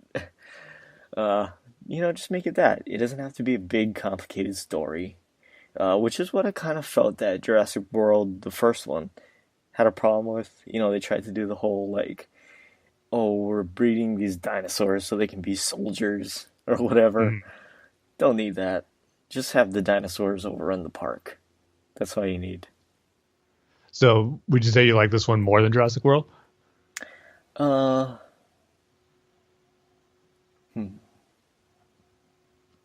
Yeah. Interesting. Yeah, I like this one more than Jurassic World.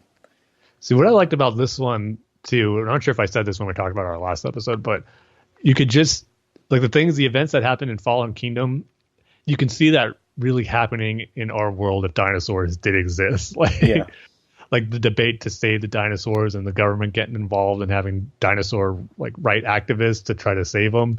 I could see all that happening in the real world. And then at the end, the whole end sequence at that mansion and the auction, you could see that happening too, as far as the greed of man trying to exploit them and sell them off and get the most money they can out of them. So that's what I liked about it. And then I kind of said too at the end how I had mixed feelings about it, as far as, and I didn't talk about it because I know you didn't want to spoil it for you, but now that you did, the thing I was mixed about it, the dinosaurs, spoilers if you haven't seen Fallen Kingdom yet, but how the dinosaurs pretty much go out into the open, into the world, they're just on the loose. And to me, there was a concept about that sounded really cool, but at the same time, what kind of held me back from really loving it is that if does this mean we're going to get another Lost World sequence again? It's is that what the next movie's going to be? Oh, no. More dinosaurs like the Tyrannosaurus Rex in San Diego? Because that's what I don't want to see. And I kind of have a feeling, I don't think they'll go that route again, but it raises an interesting question, though. What would life be like with dinosaurs now out in the mainland? And I think that could be an interesting avenue to explore. So there's a part of me that is excited to see where it goes, but I just hope it's not another Lost World scenario where it's just like a monster movie, dinosaurs attacking the city and all that. That was my reservation for it. A little unrealistic, because if you think about it, they would destroy our ecosystem. Yeah, well, that's going to be interesting to see if they tackle that. Yeah, all the plants are gone, right? So, no more plants. And then, if you have an endangered species, the dinosaur is going to eat that, right? Because it doesn't see it as an endangered species, it just sees it as food. Exactly. So, yeah. There was a great shot of that ending sequence I just love, with the lion and the Tyrannosaurus Rex roaring at each other. Yeah. Just a really cool visual. I just love that. But I was dumb enough, I didn't stay for the end credit sequence. I didn't think there was one, because there hasn't never been one for a Jurassic Park movie. And there was one at the end. Did you stay and see it? No, I didn't. I go ahead. It was something short, but they show the shot of Las Vegas. I think was one of the hotels, the Paris. Yeah. Don't they have a hotel that's supposed to be like Paris or whatnot? Yeah. And they show some pterodactyls just flying over there, standing on the Eiffel Tower, kind of just looking down at the people that were just out on the Vegas Strip or whatnot. So I just read descriptions of it, since I didn't stay to see it in the theater. I couldn't get to actually see it for myself, but just kind of giving you a tease, I guess, what life is going to be like with just dinosaurs roaming around, going anywhere they want. Yeah, going back to the Lost World, I guess what I didn't catch when I was a kid was, the main poacher guy? Uh-huh.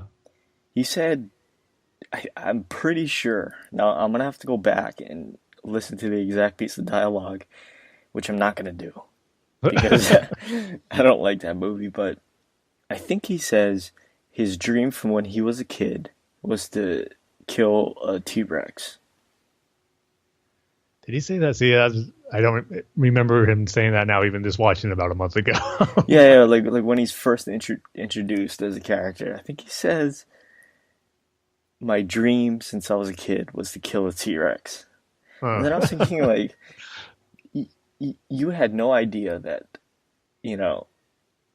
people were going to recreate dinosaurs, right? Yeah. So, like, how would you have that dream? I mean, why would you have that dream and keep it your entire life until up to this point? Boy, did things really work out for him, man. Yeah. Worse than the lawyer in Jurassic Park. Worse than what way? Because the hunter guy didn't die. No, I'm sorry. I totally forgot what I was going to say. Well, either way, even if he did die in the movie, nothing's going to be as good as. No. Sorry. I'm talking about when the mobile home goes over the cliff, and the guy runs off. Yeah. And he gets torn in half. Yeah. Yeah, worse than the lawyer. Yeah. Sorry, I got the characters mixed up. Okay, yeah. I saw a YouTube video for the Jurassic Park channel, like the top 10 deaths of Jurassic Park franchise. Yeah. And number 1 was Eddie Carr from The Lost World getting torn in half by those 2 Tyrannosaurs. Like, yeah, that is probably the worst way to go. That's what I figured. But before we move off the Jurassic Park topic, we talk about last. Well, one more thing about Jurassic Park. No, because I got one more thing to ask you about it too. So. Okay, good. Am I misremembering where in Jurassic Park 3 is somebody trying to steal the eggs? Yeah. One of the security guys, right? No, it was the guy who was with Alan Grant, the one who works with him. He takes the eggs, thinking he can sell them and help get more money for their funding. Oh, okay. I see. Yeah. And then that's why the Raptors were after him. Yeah. But the other thing I wanted to ask you, because I'm just about done with the audio book for it. I got like an hour left, and man, I've been enjoying it. I know after our last episode, I texted you saying I was reading it, and then you downloaded it. So how far are you into it? I am at the point where I'm pretty early on. Dodge, and I didn't know this, but his name is Dodgson. Yeah, I still call him Dodson. Yeah, I still call him Dodson. With the movie. Yeah. But Dodson is pitching to the board of the rival company. Yeah. To steal the information or steal the DNA. Mm-hmm, yeah. Because this unknown, he has an unknown employee of InGen on his payroll. We all know who that is. Yeah, it's one of the reasons I just love going back and listening to the book again. Like I first read, I was 10 years old, so a lot of things probably flew over my head. And one of the things I'm appreciating more going back and reading it now or listening to it now is just the lead up that we get into the actual point where the characters go to Jurassic Park. Like the buildup of like the raptor incidents that happened, the raptor attacks on some of the employees at InGen and taking them to like these clinics and not knowing what it is, and then the dinosaur specimen of the compies, or I always have a hard time pronouncing those little dinosaurs, the ones who ate that guy in the Lost World, the little green ones. Yeah. I think they're like Procom gymnastics or something. They say it a lot in the book, so maybe I'll eventually get the right pronunciation by the time I'm done with it. But everyone just calls them compies. But like there's that specimen like a company gets to identify to see if it actually, because it bites that little girl that we saw at the beginning of the Lost World. Right.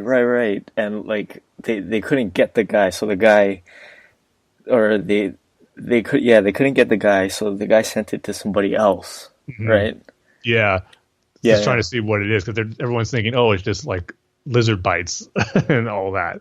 And that's how you got attacked by, but they're trying to figure out that it's not. And I just love all the build up and lead into, the mystery that there actually are dinosaurs that were brought back to life. And it just makes I think the payoff even more great once we get to the portion in the book where they're interacting with tons of dinosaurs and we get these amazing action sequences in there. So it's been a real blast going through it again and just making me appreciate it a lot more. So and also what I like about it, it's almost like a narrative nonfiction.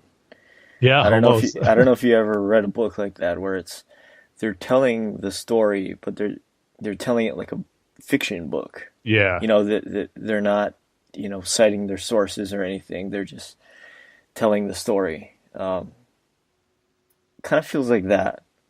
And I really, really, really love that. I hope it keeps up throughout the entire book, including when they go to the park and everything. But, I like how Michael Crichton kind of began the book with, it sounds like random attacks of like giant lizards. Or other type of animals. Yeah, some kind of other animals, like the doctor from Chicago, where it's like she knows that guy was attacked by some kind of animal because she sees like the claw marks and there's some kind of like pus or ooze in it, right? Like infection, right? So yeah, I totally love the audiobook. I'm so glad that you brought it up, and then I bought it, and I'm listening to it. Yeah, it's been a blast, like I said, to go through it. Now, afterwards, it's making me want to go to the Lost World again. So, because that's totally different than the movie. Yeah. And just to see how that holds up as well. So, that might be the next one I listen to. And that one is totally about Dodson? Yeah, he's the main antagonist in it. Yeah. Oh, okay. Good. And since before we leave the Jurassic Park top, I was going to save this for our listener feedback and responses, but after our last episode when we talked about it, I put a poll up on our Twitter page asking, what was everyone's favorite sequels out of the Jurassic Park franchise? Because we all know the first one's the best, so I'm not going to include that one on there. So I'll just go ahead and share those results right now since we're on the subject of Jurassic Park. Coming in last at 0.5% is the latest one, Fallen Kingdom. Maybe it's because it's recent and I know it kind of got a mixed reaction, but we'll see if maybe years down the line if we do another poll if it picks up. But then tied for, I guess, second is The Lost World and Jurassic Park 3, both at 17%. And clear winner, I was curious to see which one of those would actually win against each other, Lost World or Jurassic Park 3, but apparently they're the same. But Jurassic World was the clear winner at 61%, and I would agree with that. I still think that is the best Jurassic Park sequel, and it just captured, I think, what I liked a lot about the first one, even though it didn't capture the magic of the first one. It felt a natural progression I think the series should go. So right now it's still my favorite as far as the sequel goes, and I don't think Fallen Kingdom will overtake it, but I think Fallen Kingdom will probably be up there as like the third best one. Yeah, definitely above Lost World. Yes, that I could definitely say. Yeah. Yeah. So I guess that's it for our Jurassic Park and Comic-Con talk for this episode. A lot of trailers to go over and talk about, but as always, Comic-Con's always a fun weekend. I love that the time of the year where we just get all this cool new geeky comic book stuff to talk about and get our first looks about. So regardless of some of the feelings we might have on the stuff shown, it's just awesome to have that anticipation and look forward to getting this new stuff. So we'll see what we get next year. But so I've got a few news and discussion topics on this one that weren't made during Comic-Con, but stuff that got announced a little bit beforehand. And I guess the main one as far as Batman goes is the Joker origin movie that's going to be separate from the main DCEU is finally happening. It's confirmed. They got the cast. They got a release date, production date. It's happening. So it's now confirmed.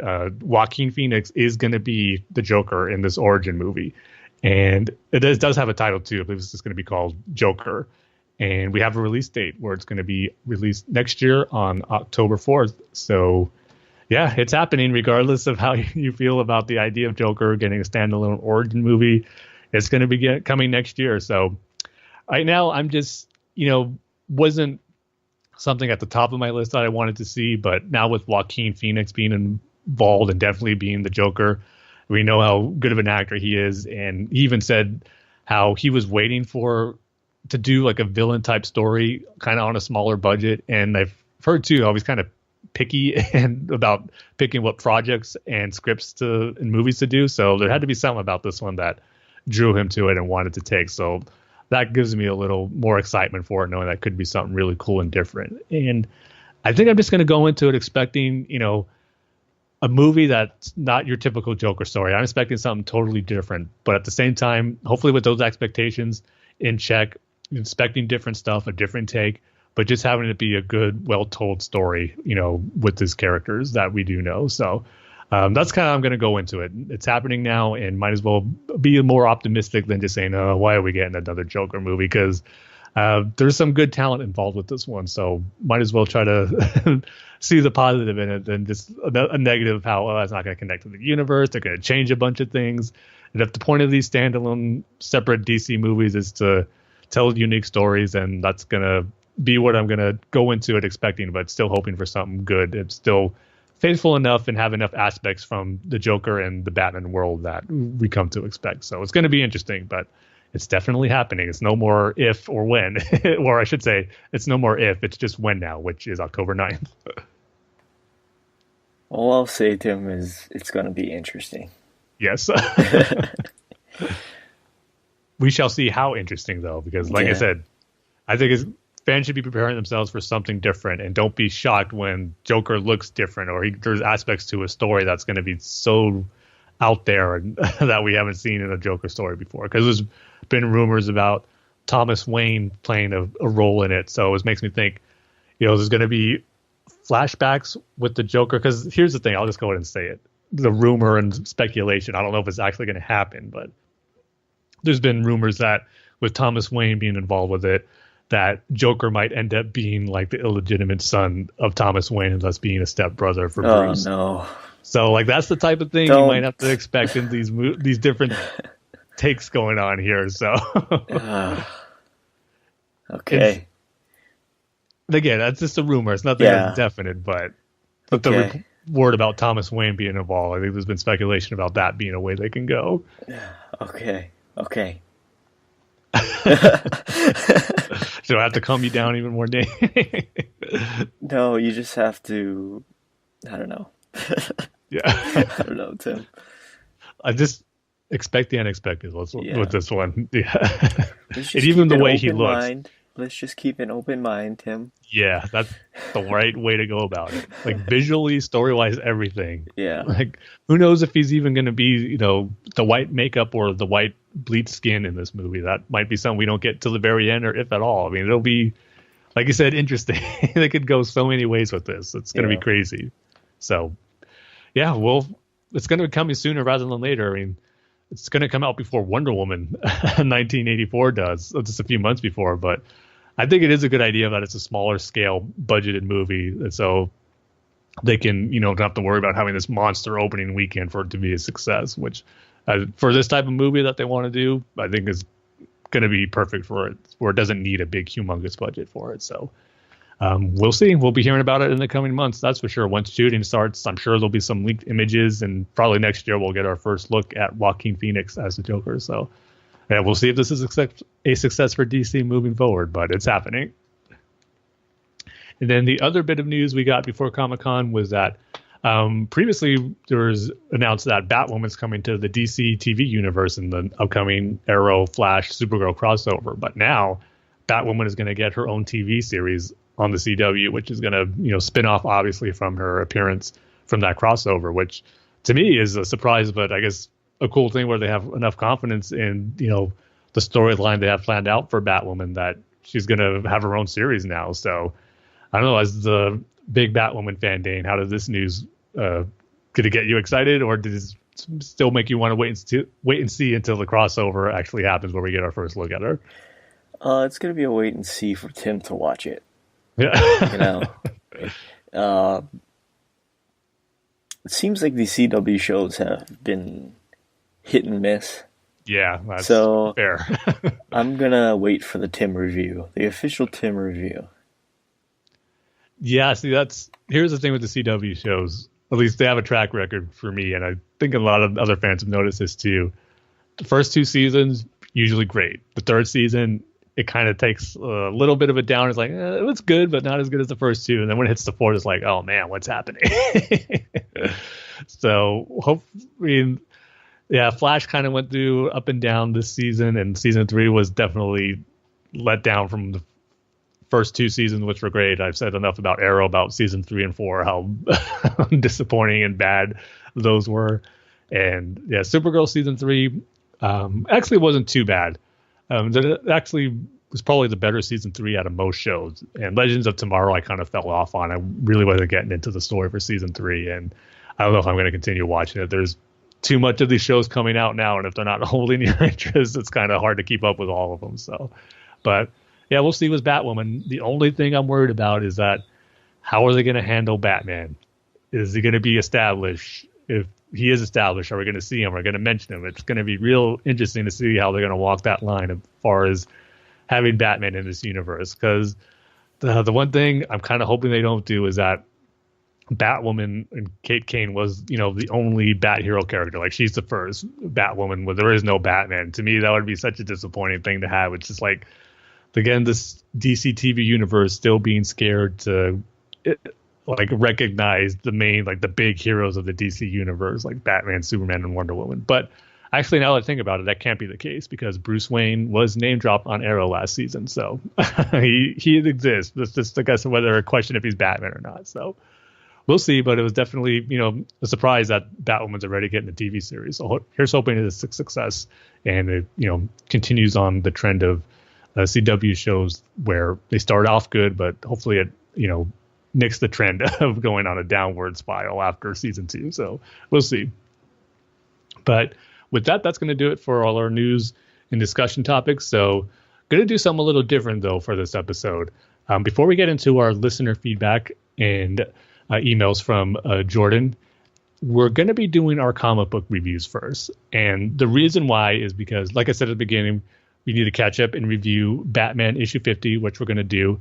And a lot of, with Jordan's email and some other responses we got on Twitter, have to do with Batman 50. So before we get into those and responses, I figured we might as well give our review and take on it. So we're going to be doing our comic reviews first before our listener feedback. So for this episode, of course, we're going to be reviewing Batman issue 50. But then after that, we got Batman issue 51 as well. And as always, we're going to be going into full spoilers on these issues. So even though Batman 50 has been out for almost a month now, I'd imagine all those who are interested in hearing our take on it have read the issue already. So probably don't have to worry about too much about being spoiled. But just in case not, got to throw the warning out there. And our rating scale for this episode, I don't know, what do you think it should be, Dane? Bad ideas for the Joker movie. It seems too on the nose. I think it should be something more Jurassic Park related, or something with one of the Comic-Con trailers we saw. Things that we thought were cool in the Lost World when we were kids that turn out to just be boring. There you go. That works for me. Okay, well, let's get into it. Yeah. Batman issue 50. This was the big one, as we talked about with Jordan, pretty much ever since Tom King's run got off with the Batman and Catwoman relationship early on with Rebirth. And this is all leading up to this issue. And so right away, I'm just going to say, as an issue as a whole, how it was put together, this was fantastic. I mean, it was a giant size issue. There was a lot of stuff going on to it, but man, I just loved how it was laid out, the artwork, the pacing of it. It was just really, really well done. And I'm going to go into two different aspects of how this book plays out.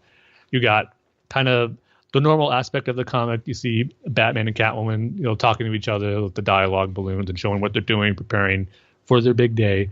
But then also, which I think is the highlight of the issue, is the letters they're writing to each other. Kind of like, I guess, their vows that they're writing. And it harkens back to that format that we got early on in Tom King's run in the I Am Suicide story arc, where we got letters from Batman and Catwoman. And what makes this one even special, though, is the artwork that goes along with it. I just loved how they just got a bunch of different artists to, pitch in and put their work in for this, monumental issue for Batman here, where we got artists like, Jim Lee, Jason Fabog, Frank Miller, Becky Cloonan, Tony Daniels, a bunch of different Batman artists who've done great work over the years, and to have them include this issue, or have them be included in this issue, is just really, really cool. And there's just some great pieces of artwork in here, which we'll talk more about once we get into Jordan's email, as that's one of his questions there, which, was rightfully so to have the focus be on these special guest artists, because there was really, really a lot of great stuff in here. And it just, I felt, was perfect to go with the letters that Batman and Catwoman were writing to each other. And that was one of my favorite aspects of the issue, was how pretty much both of them were talking about the eyes they see in each other, and how that's kind of their gateway into why they fell in love with each other and what they love about each other and their personality and why they're drawn together. And it was just kind of a great analogy to use. But one of my favorite aspects of it came from Catwoman kind of towards the end, when she's talking about Bruce and his eyes, and how she talks about how his eyes are a pure blue, and how usually sometimes in a person who has blue eyes, you can see some imperfections, like some other shades of, green or other types of colors that are in there where it's not pure blue. But with Bruce's eyes, it's just nothing but pure blue eyes, showing, that pure, kind of making it like the pure person that he is. And that's what she sees in him. But there's an aspect of it here, when kind of towards the end of her letter, that I just loved of how she described Batman. I'm just going to read it right here. She goes, "You hide your eyes because they reveal you fully. There's nothing in the blue, beneath the blue, on the blue. Because there you are, not the flawed hero, but the boy in pain, the boy longing not to be alone. The plea of, please, someone help me. Just be there. Be here with me." And no one comes. And you head out into the night. Not despite that longing, but because of it. You fight for the city. You have the city, the world, this everything. That's your power, Bruce. More than anything else. You look upon the world with the eyes of a child. Your blue is pure and perfect and desolate. And I just loved how she, reads Batman as that boy in pain. And that's, the essence of Batman to me too, that boy who lost his parents, that caused him so much pain, what makes him go out every night to fight crime. And she sees that. And that's, because she knows that that's why Batman does what he does, and does everything for the city, as she calls out here. And I just like how she said, you look upon the world through the eyes of the child, as the boy longing not to be alone, the boy in pain. I just love how that's how she sees him, because that's, again, what Batman really is all about. And sometimes, that could be used as like a detriment to Batman. Like Joker calls him out on that on Batman, and Batman Beyond Return of the Joker, saying, "You're just a little boy in a place you're crying for mommy and daddy." It could be used as like something to throw back at Batman as something pathetic, but I like as Catwoman sees it as something admirable here, and why he does what he does, and why it's so important to Batman is that little boy in him who lost his parents. So I just love that aspect of the letter that she was writing. So that whole format of the book, with Bruce and Selina's letters writing to each other, was really well done. And you mix that with the great guest artists that were throughout the issue, was just really, really cool. I think that was the standout of the issue for me. But then the second aspect of it, which is the actual story of them getting married. I love at the beginning how Tom King throws in Kite Man. Like that's like the villain they take down and decide to get married that night, just very casually too. And then we see them getting together the witnesses they need, like the judge they need to, oversee the wedding and to marry them. We get a call back to Porky's bar, going back to the Batman and Elmer Fudd issue. I thought was a nice touch. And I love the little Easter eggs of DC comic characters named, or not characters, I should say, creators, like their names that they threw out the issue. I mean, the judge that Batman get is Judge Wolfman, obviously in honor of Marv Wolfman. And those little aspects like that were thrown throughout the issue. So Batman gets the judge. Selina gets Holly Robinson as her witness to oversee the wedding. And then there's just a lot of great moments, I think, of them getting preparing for the wedding. And it shows what Selina's doing with Holly, and then Bruce what he's doing with Alfred to prepare. And man, I got to say, it's probably my favorite moments of the issue, other than that letter, a bit of dialogue with Selina writing Bruce's letter about the boy in pain, is Bruce and Alfred in this issue. They had some great moments in here.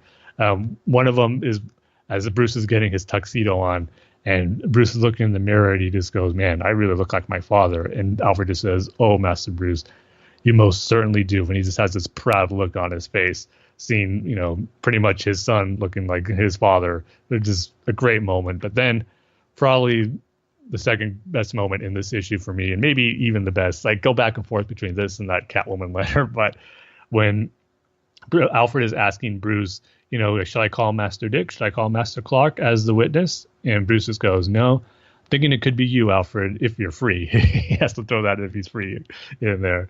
He goes, since it's been the two of us from the beginning, like I can't do anything without you. And really, I never could or will. And after that, there's just no dialogue. You just see the shock on Alfred's face. And then you just see him look like starting to choke up, and he just gives Bruce a big hug, and it looks like he's starting to cry. So just a great emotional moment there with Alfred and Bruce that really stood out to me. I thought that was great.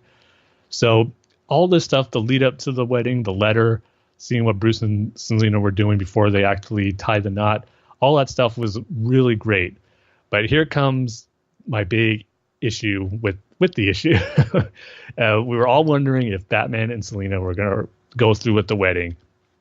Were they going to get married? If they did, how long will it last? And sad to say, it played out pretty predictably and kind of what I was worried of how it would happen. So the Bruce and Selena end up getting married. And it's kind of played out what I was in a way that I'm wishing it wouldn't, because it just seemed too predictable, a little too cliche in a way, where Selena doesn't want to marry Bruce and go through with it because she feels it's going to take away for what makes him be Batman, and he needs to be Batman, and she doesn't want to take that away from him. And she kind of describes that in the letter as that her sacrifice in all this is, sacrificing her love for Bruce and not going to be able to be there for them because he needs to be Batman. And yeah, I understand why, and it does work overall from a narrative standpoint, but it's like we've seen that story done before in situations like this, where the hero can't follow love or can't settle down because it'll take away from him being a hero, and the city of a world needs the hero more than one person does.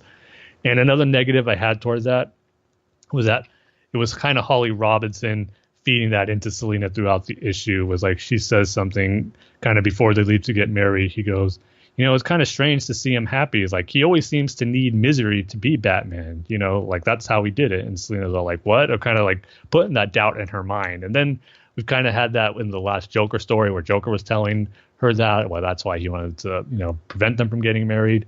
So it all played out in a cliched way, I got to say, which was disappointing. I rather would have had them get married, see how that lasted, and throughout the course of the next story arc that Tom King has, and even if we know it's not going to last forever, to see how it goes on a little bit. So, and again, I know Tom King has a bigger plan laid out here to 100 issues. So this isn't the end of the Batman and Catwoman Selena story arc, but this probably is it for the wedding. Cause I think it would be kind of a tease if, this was built up as a big wedding issue. And then if issue 100 comes, like, oh, that's the actual wedding.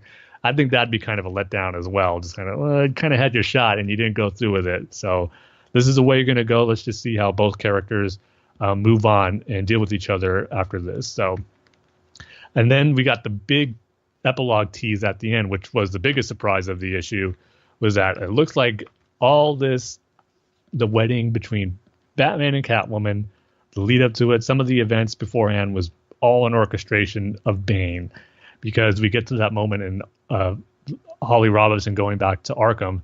We see these dialogues here saying, Selena just brought me back, then she left. She's devastated, but she's determined, but I don't know what's going on with Batman. Then you just see these words bubbles going, don't worry, I know he is what I made him. The bat is broken. And then you see the last panel with Bane sitting on this throne of skulls. Then you got a lot of characters that we've seen in Tom King's previous stories here. You got Joker, Riddler, Psycho Pirate, you got Gotham Girl, you got the ventriloquist, Hugo Strange, and then the big surprise to me is you got the Thomas Wayne Batman back there. It's like, what's he doing there? So I don't know. I'm mixed on this too, because in a way I think it's cool that this is Bane's ultimate revenge on Batman, his ultimate way to break him. He broke him physically in Nightfall, now he's breaking him emotionally. I think there's something cool about that. But I kind of hate if all the stuff in the lead up we got to it was just all his, manipulation, and that all this was foreseen and he put all these things in motion early on and it went all according to plan. And the big problem I have with that, or potential problem, might not be an issue, we'll see, is how Thomas Wayne is involved with this. If somehow Thomas Wayne, what he said to Bruce in the Button storyline about him, needing to settle down to be happy, don't let the burden of Batman, be his life. That was such a powerful moment for me. And what it worked so well was that Bruce was hearing that from his father finally getting a chance to talk to the son he never knew. And Bruce is the father he never knew. To have those words be so impactful for him to want to marry Catwoman made me really buy into him to get married into Catwoman, or for him to get married with Catwoman. And that, to me, if it becomes known that it was all just Thomas Wayne doing what Bane told him to do and didn't really mean that, that would really, be disappointment and would kind of take down or make me think less of the Button storyline if that becomes the case. So I'm hoping that that doesn't happen and that there's more of Thomas Wayne being there than him just being a puppet of Bane. So we'll have to wait to see what Tom King has in store. It definitely left me intrigued and making me think, I can't wait to see what he has in store next for his next 50 issues of Batman. So overall, this was a fantastic issue. My only nitpicks was the ending of them not getting married being a little predictable, and what the twist about Bane being involved, what could it mean with past stories, had me a little concerned. So, but other than that, I'm going to give it 4.5 out of 5 things we thought were cool in the Lost World as kids, but as we're older, are actually boring. So, Dane, what do you think of this issue? I know you got a chance to read it. Yeah. Well, thanks to you for the free copy. I figured as a big issue like this, I might as well give you the free digital code. Yeah. I sometimes forget I even get them with the DC issue because it's not every issue. Then when I saw it, like, oh, that's right, there's a free digital code. I better see if Dane wants it so he can check it out. For me, I guess I come from a different perspective than you and Jordan, whereas I guess you guys thought that they were going to get married and stuff. I kind of had a sneaking suspicion that A, they're not going to get married, B, if they are going to get married, it's not going to last at all. Mm-hmm. It's going to last 3 months, 4 months, 5 months, right? And then some writer's going to come in and is going to undo that. So when it comes to this actual issue, I loved it. Didn't really expect that twist at the very end with Bane and Holly Robinson and all those villains. I just thought this. I don't know. I guess I thought it was a little cheesy. This whole letter writing thing and what you read and the eyes of Catwoman and Batman, but I guess that's what weddings are, They're just this cheesy, awkward thing, right? Mm-hmm. The one time where it's okay to be cheesy, or you could accept cheese. It's okay to be cheesy and talk about how much you love the eyes of your significant other. It's okay to be awkward, especially if a guy named Tim, let's say, shows up at your wedding and dances. I'm never gonna let that down. I'm sorry, I had to do it, Tim. I had to. I know I've been giving you a lot of trouble, I guess you could say, on the Saga Continues podcast with your awkward dancing and making everyone crack up at my expense. But yeah, that's what weddings are. They're just cheesy and awkward, and you're supposed to profess your love, right, to somebody, and people do it in cheesy ways. So I guess that's okay, and I guess I really don't have a problem with it. But yeah, I mean, it's exactly what I expected. It's not gonna last, or it's not gonna happen. It just so happened it was not going to happen because Catwoman had a change of heart. No, well, not necessarily a change of heart. She like you said that she couldn't really take Batman away from Bruce Wayne. So I guess you can kind of count that as a twist, right, Tim? A good twist? No, see, to me it was predictable. Like, if there was going to be, because we've seen, like I said, we've seen that before in other stories where you have to leave the person you love because it'll take them away from what they really need to do in life. So it's like, it would have been nice if it was something a little different than that, to me anyway. But Yeah. I mean, like I said, it still works, but it's just something we've seen before. Yeah, and for someone that hasn't really been about this wedding, or hasn't been about, or hasn't been reading the Tom King run, I was kind of heartbroken for both of them at the end. Yeah. Where it seemed like they were predestined to never have worked out, right?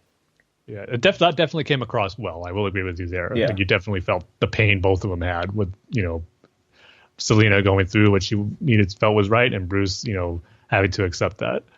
Yeah. So, yeah, it just felt kind of heartbroken for them at the end. They can't find any kind of happiness, no matter what it is. So yeah, I love this issue. I didn't expect the end. I didn't expect to like it at all. I thought it was just going to be a big cheese fest, and they get married and live happily ever after, and then break up in 5 months. Right? So, definitely blew my expectations away. So, and of course, all the artists they got back, like Capullo and Tim Sale. I haven't seen a Tim Sale piece of art in a long time, so I was glad to see that. So I'm probably going to give it a 4 out of 5. Because if you think about it, it's just them getting dressed, going in a car, and then going to the rooftop, right? So that's pretty much the entire story of the wedding issue. So 4 out of 5 for me. 4 out of 5 what, Dane? Oh, sorry. 4 out of 5. Moments in the Lost World that we thought were cool as kids, but as adults we now think is just boring. See, it's been so long since you did a comic book review. I totally forgot. Natural scale. But yeah, I really, really liked it. I thought it was really well written. Even though it was cheesy, I thought it was well written. I liked where Tom King, I almost said Tim King, took the story and how he wrapped up that section of it, and where he's going with it next. So definitely surprised me. Well, cool. Well, glad you enjoyed it. And again, glad I got my digital code, got to make use of it, because I never really do. But now for Batman issue 51. And Dane, after being left at the altar where your bride didn't show up, what would you think would be the next worst thing that can happen to you? In the fetal position, crying in my bathroom. And then getting a letter for jury duty, because that's what happened to Bruce Wayne. I would have never thought that. Yes, after Catwoman leaving, and Bruce Wayne now has jury duty. And this issue was a different type of story, but I really dug it, seeing this aspect of Bruce being on a trial. And what makes it work is you get two different aspects of it, because it has to deal with a trial for Mr. Freeze for the murder of these 3 women that Batman brought him in. And I like how the issue begins. You see Bruce walking out of the car, going into the courthouse, and you just see that goes back and forth between Batman just pounding Mr. Freeze really bad. It's like screaming at him, like, this talk. That's all I keep hearing Batman saying. Then you're seeing Bruce on the juror stand being picked, and you get the lawyers asking him, about his associations with Batman, and eventually he gets picked to be on the jury.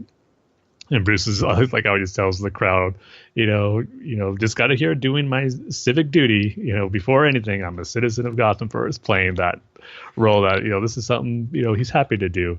But you could just, as the issue goes on, there's 2 aspects of why he's here, and you could tell the effect it's having on him.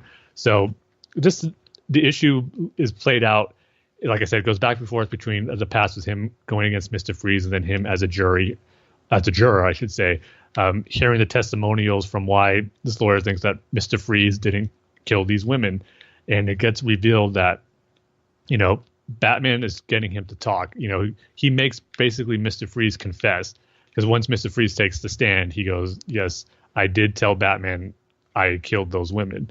And he reveals that, there was something different about Batman that night, where if I didn't confess and say I killed them, Batman would have killed me. Like, there was like no doubt in my mind he would do that. Like I just had to keep myself alive. So the reason, because there's Batman, the thing is here that the lawyers think Batman is planting evidence on the bodies of these women because the autopsy report saying like they just died from like some blood clots to the brain. But Bruce, or Batman should say, once he got the bodies and he visited Commissioner Gordon, Gordon was telling him that Batman told him that there was like a slight temperature drop in each of the women's brain stems. And the jurors or the lawyers are telling Gordon, Batman doesn't have a license to do any autopsies, so you really can't take his word or his advice there or his conclusions about why these women died substantially or as evidence.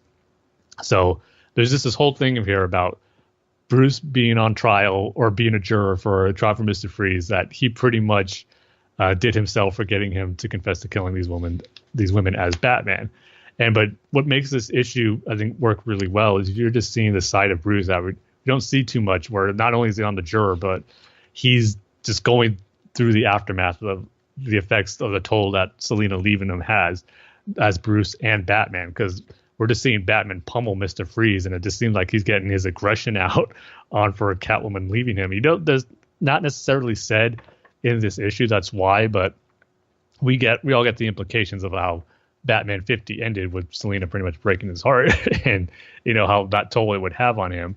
And you see even Bruce lose it a little bit here, where as a juror, where after he's having lunch with them, he just has to be excused. He goes to the restroom and just pulls out the toilet, the urinal from the pipe and just throws it and just lets out a big scream.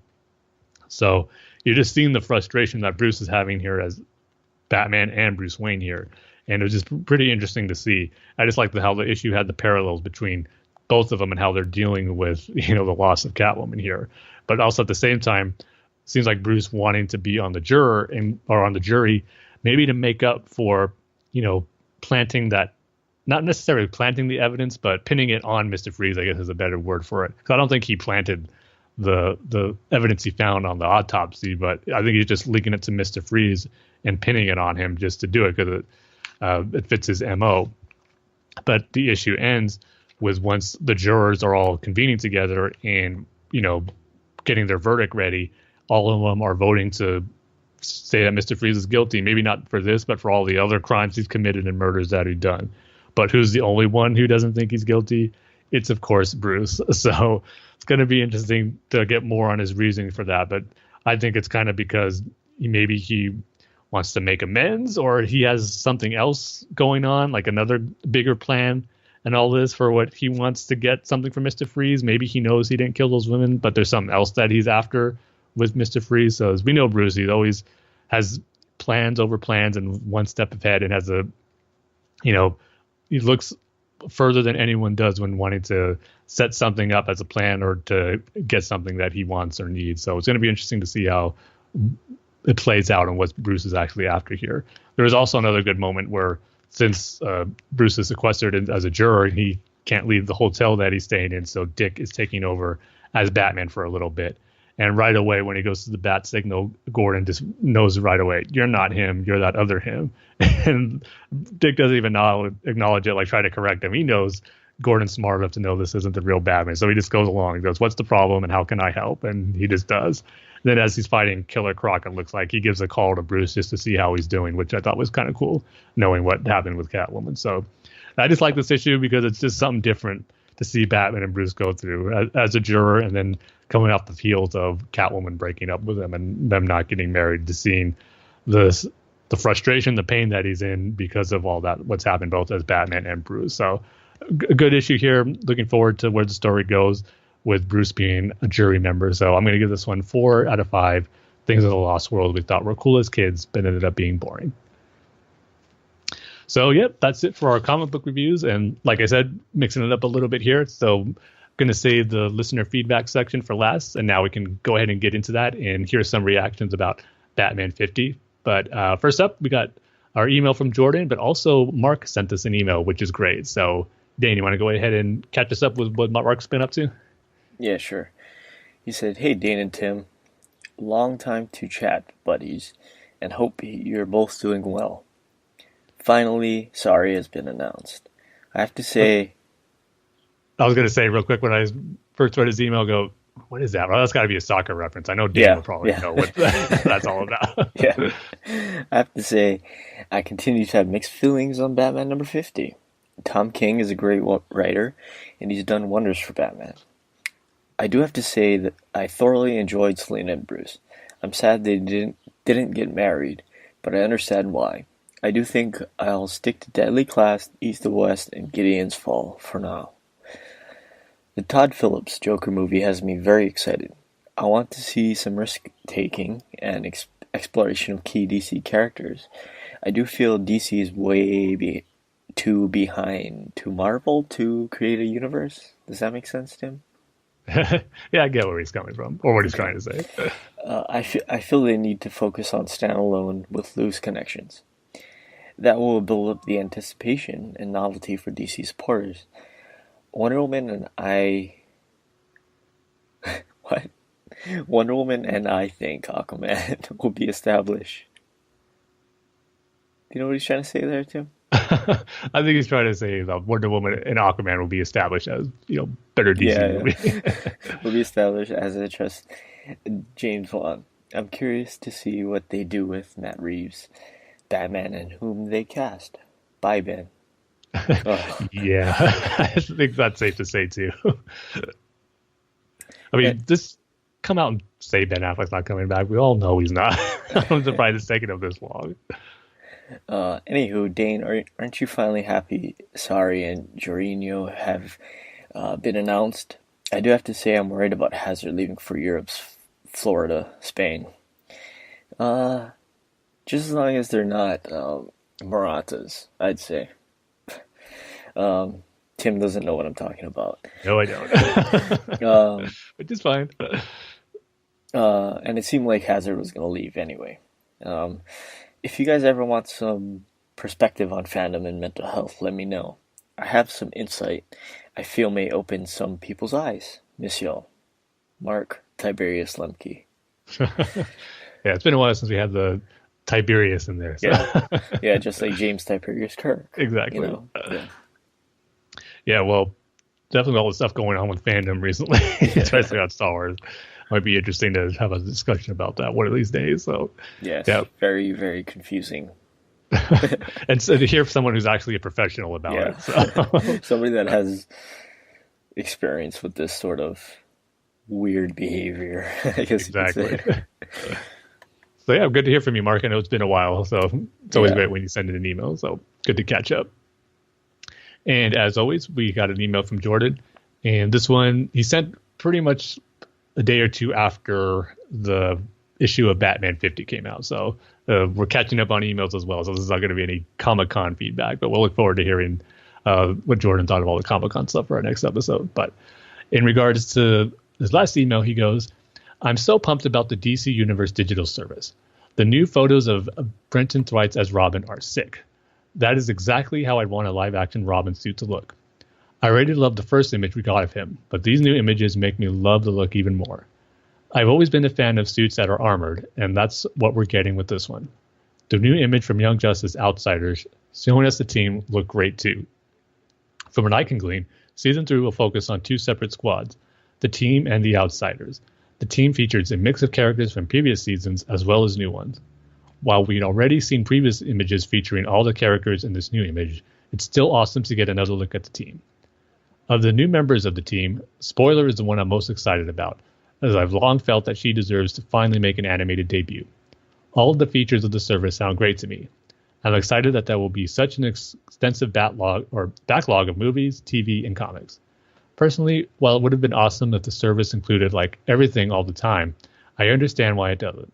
Some people likely wouldn't buy the stuff separately if it were always on the digital service. Plus, the fact of the matter is that I own so much of this stuff already that even if something is not on the service at a particular time, I probably have in my collection too, so I can watch it anyways. I love the fact that the service will feature exclusive merchandise, and those Justice League animated series figures look incredible. I'm also hyped about the social networking aspect of the app. It's awesome to have another venue or another avenue for interacting with other fans. I'm curious whether the DC All Access app's social networking feature will remain active or whether DC will just tell everybody to start using the DC Universe instead.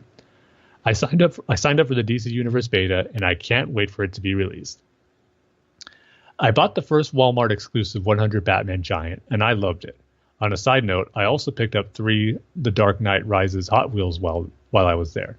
The Bat, the camouflage painted tumbler, and Bruce's Lamborghini. Batman Giant #1 features 1 original Batman story by Jimmy Palmiotti and 3 reprints. The original story is excellent. It's the first of a 2-part by Palmiotti before Brian Michael Bendis begins his run, and it's a very intriguing mystery that really focuses in on Batman's detective skills. In terms of the other stories, they're reprinting Batman Hush and Nightwing and Harley Quinn's New 52 runs monthly.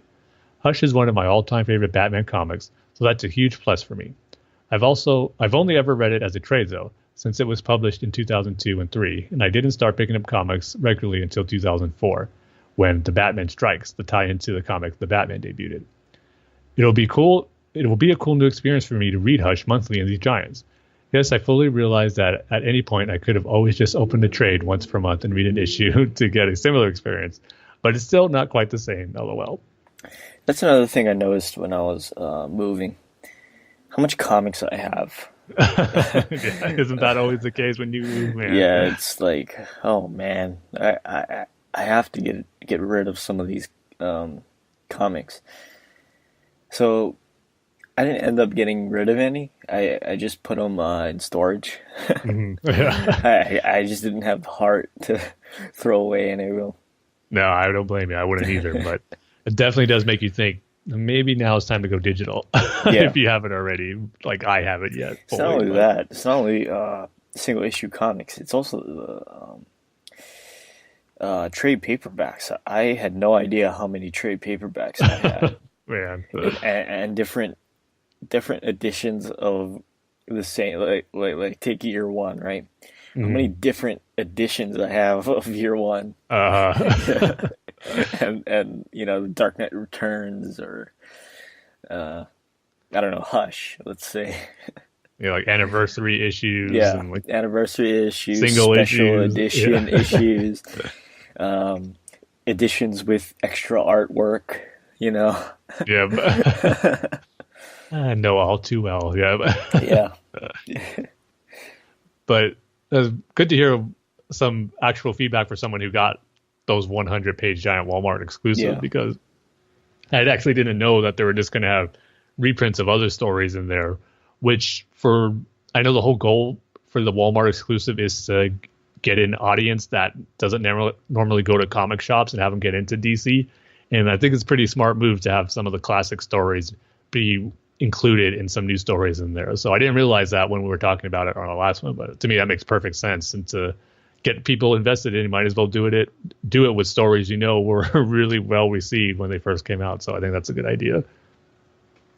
But Jordan continues saying, I think the first image of Kristen Wiig as Barbara Minerva looks great. It has me very excited to see what they do with her origin in Wonder Woman 1984. I heard someone else mention that they got a Batman Returns Selena Kyle vibe from the photo too. I can definitely see that, and that's an excellent sign because Michelle Pfeiffer's Selena is one of the all-time greatest live-action DC movie performances. I'm really doing a lot of promotion for Battle and Brew via my emails to you guys, as he laughs. They deserve it, though. I love that place. So, Dane's assessment based on my photos is correct. In terms of the food and drink situation, it's like a typical bar and grill. They got a bar, but they've also got places where you can sit down and have a meal. Their mozzarella sticks are to die for. At many other tables, they have TVs or computers for gaming. One of you guys compared it to being like a comic book shop combined with a bar and grill, and I wouldn't quite say that. But there is another place here in Atlanta that is exactly like that. This other place I'm referring to is called My Parents' Basement, and it's a half comic book shop, half restaurant and bar. I'm not kidding. It's awesome. Well, just by the name of it, My Parents' Basement, it sounds awesome. My Parents' Basement.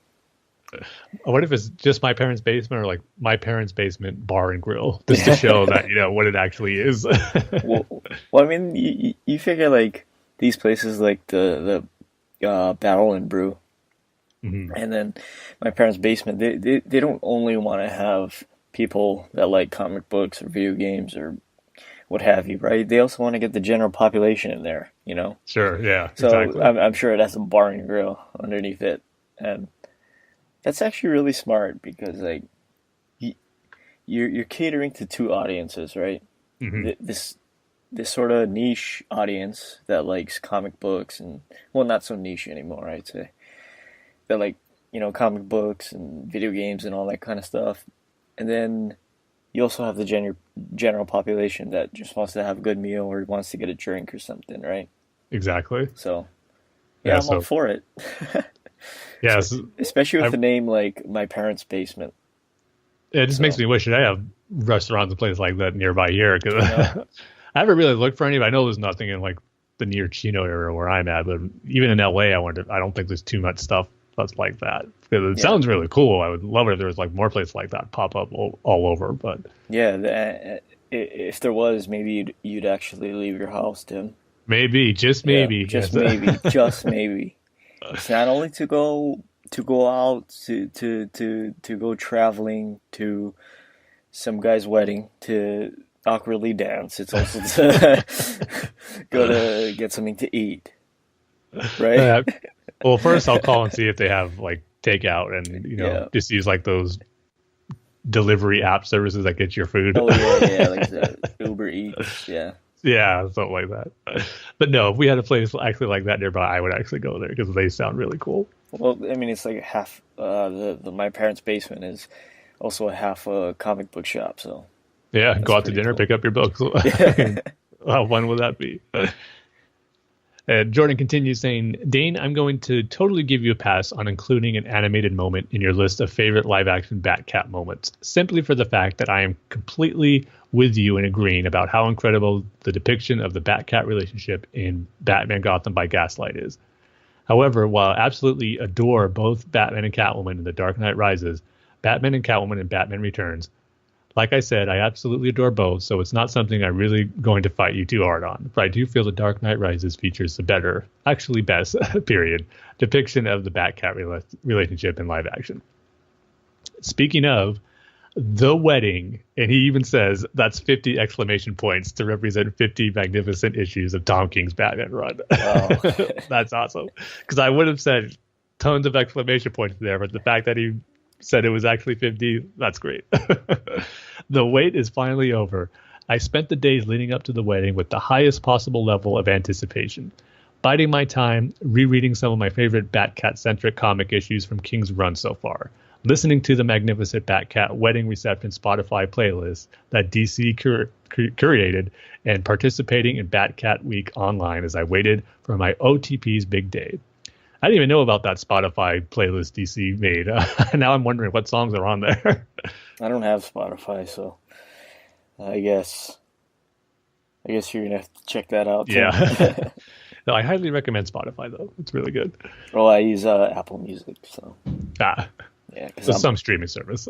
Because I'm better than you, Tim. Oh, the battle is on now. Spotify versus iTunes. But Jordan continues saying, it finally came and went, and spoilers, wow, I love this issue. It's yet another beautiful love letter to the Batcat relationship from King. Not only is it itself a love letter to the Batcat relationship, but it features love letters back and forth between Batman and Catwoman, just like I Am Suicide did. That feels so fitting to me, because I Am Suicide is the arc in which King brought Catwoman into his run, and here we are at the wedding that this whole first half of King's run has been building up to, and it's following a similar format. My favorite part of the love letters is how Batman and Catwoman talk about each other's eyes. Then I saw your eyes, but then I saw your eyes. So unbelievably beautiful. I cried so many tears of joy at the beauty of Batman and Catwoman describing what they see in each other's eyes. In addition, I love how Batman and Catwoman continue with their never-ending debate about where they met. That debate is so sweet and such an amazing nod to their different first meetings. As you mentioned last episode, Tim. There's also a part towards the end where Batman describes why Catwoman leaves her eyes visible in her cowl, so similarly to how she described the reason herself, which further reinforces just how well he understands her, just as she understands him so well. I also love how these love letters overlay breathtaking art by so many legendary artists. Like I said, this issue reads just as a loving tribute to Batman and Catwoman's relationship over the year. In terms of the main story that is mixed in with the love letters, I was blown away. First off, of course, that to begin with Kite Man, lol. I've said it before, but King pulled off a heart of ice with Kite Man, and it's only fitting that he be featured in this milestone issue of King's run. My favorite part of the main story is the page where Bruce sees Selina in her wedding dress before the wedding. Selina tries to tell Bruce he shouldn't see her in it before the wedding, but neither one can resist running up to each other to embrace and kiss because of how strong their love is for one another. There is also a really touching moment between Bruce and Alfred, where Bruce reveals to Alfred that he wants him to be his best man. I know I had said previously that I felt Dick should be the best man because I felt Alfred is more Bruce's father than his friend, but Bruce's justification for why it should be Alfred immediately swayed me into feeling that that is the best choice for it to be Alfred. Then we get to Selina showing that she is a hero, period. As much as I agreed overall with your assessment of how magnificent issue 49 was, the only disagreement I had, Tim, was how you kept referring to Catwoman as a villain. She's not, and she proves that yet again here in issue 50.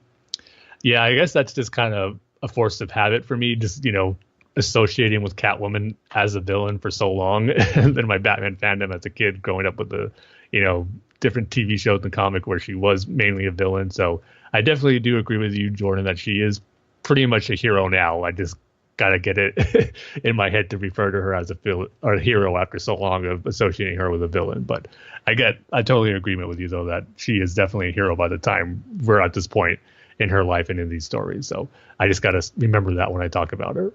Unless, what's going on in her ongoing issue, she goes more back to being more of a villain. I'm not sure, but I guess until I hear otherwise from Jordan, I got to start referring to her as a hero too. But Catwoman sacrifices her own happiness for what she believes is the greater good of Gotham City. It doesn't get more heroic than that. I was bawling my eyes out at that point in the issue. It was beautiful, but it broke my Batcat heart. Just as it broke Selina's heart to do so, and Bruce's heart when he realized his cat had left him. But here's the thing. This is not the end. So many people thought I was going to be furious about this because of how huge of a Batcat shipper I am. And while I obviously wish Catwoman hadn't left, I am not furious. Allow me to explain why. I'll quote The Dark Knight, sort of. I believe in Tom King. King has said before that the focus of his entire 100-issue run is the Batcat relationship. He just reiterated that on Twitter in response to some of my fellow Batcat fans' concerns over what happened in the issue. He's not going to break them up permanently halfway through this issue, or halfway through his 100-issue story documenting the love of Batman and Catwoman. Now, here's what I think is going on. Obviously, Batman and Catwoman's wedding was sabotaged. That last page blew my mind. Bane couldn't break Batman physically again, so he broke his heart instead.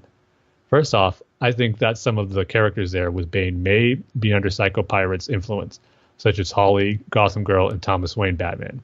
Speaking of Thomas Wayne Batman, I am very excited to find out how he survived the button, since it looked like he was wiped from existence. I also think there's a chance that Catwoman is somehow being manipulated by Joker Venom, since on the last episode of Bat-Force Radio, where they reviewed issue 50, they speculated that she could have been dosed with it in issue 49 when the Joker shot her, and that's why she was laughing at the end. Anyway, what I think is going to happen is that Batman and Catwoman are going to discover Bane's conspiracy, team up to defeat him and those working with him, and then finally go through with the wedding. The last thing I want to point out about issue 50 is how many Easter eggs are included throughout. From Porky showing up again, to Judge Wolfman appearing again as a nod to Marv, to all the street names, building names, and signs. Anyway, King has done it again in crafting another outstanding, beautiful love letter to my OTP in issue 50.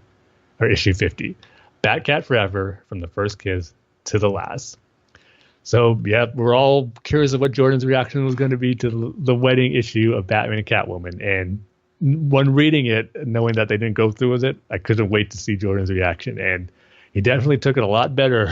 Like I think most of us were thinking was how much he just loves that relationship with Batman and Catwoman, the fact that they didn't get married. But yeah, it's hard to deny how, even though maybe that wasn't the outcome we were looking for, but it's hard to deny how great the issue was. And, everything Jordan said here and what we said in the review here, it just speaks to what a great job Tom King did in telling the story and kind of celebrating the Batman and Catwoman relationship. I don't think not only just for his run, but also just their history that they've had since the beginning, since Catwoman was first introduced in Batman #1, just that off again, on again relationship that they always had. This issue was just a celebration of those two characters, and he just did a really magnificent job of it. But again, like we said in our review, it'll be interesting to see where he goes with his next 50 issues here and how Bane plays a role in it, those other characters, and just what is going to happen with Batman and Catwoman by the time it's over. So yeah, we'll have to see in these next 50 issues, but it should be fun.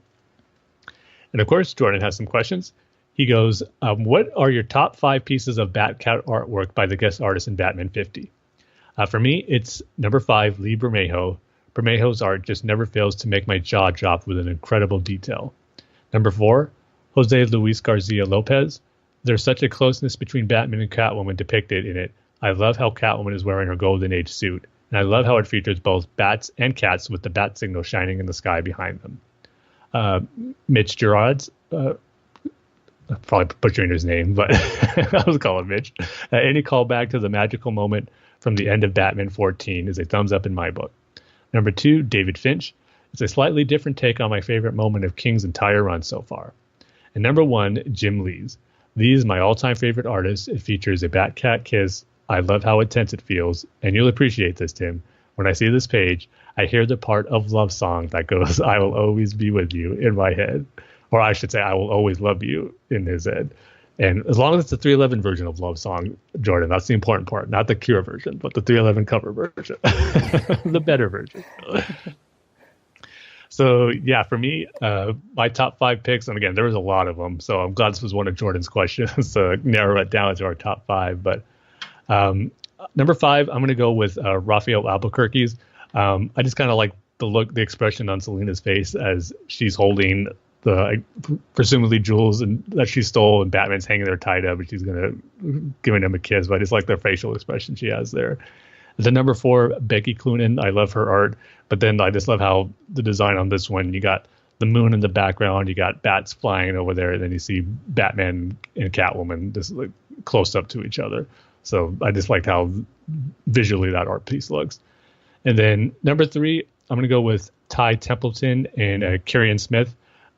This one, there's just something about it that screams animated series to me. It just has a Bruce Timm feel to it. It's pretty much, you see Batman shadow, then you see Catwoman, again, very animated series style. Her face is all covered in a mask, so you really only see her eyes, but I just love the design of it. And then you see bats and cats going in the background over the shadow of Batman. Just, to me, this really invokes like Bruce Timm a lot, and I just love that style. So that was number 3. Number 2 for me is Lee Bermejo. Again, as Jordan says, his art is always stunning, and there's just something really cool, I think, about Batman sitting on that, right by Catwoman's window on the building, and you see a cat looking down, you see Catwoman right by the cat looking down too, and she's holding some jewels. So just visually, I think it really stood out to me. But number 1, my favorite, is going to be the one by Lee Weeks.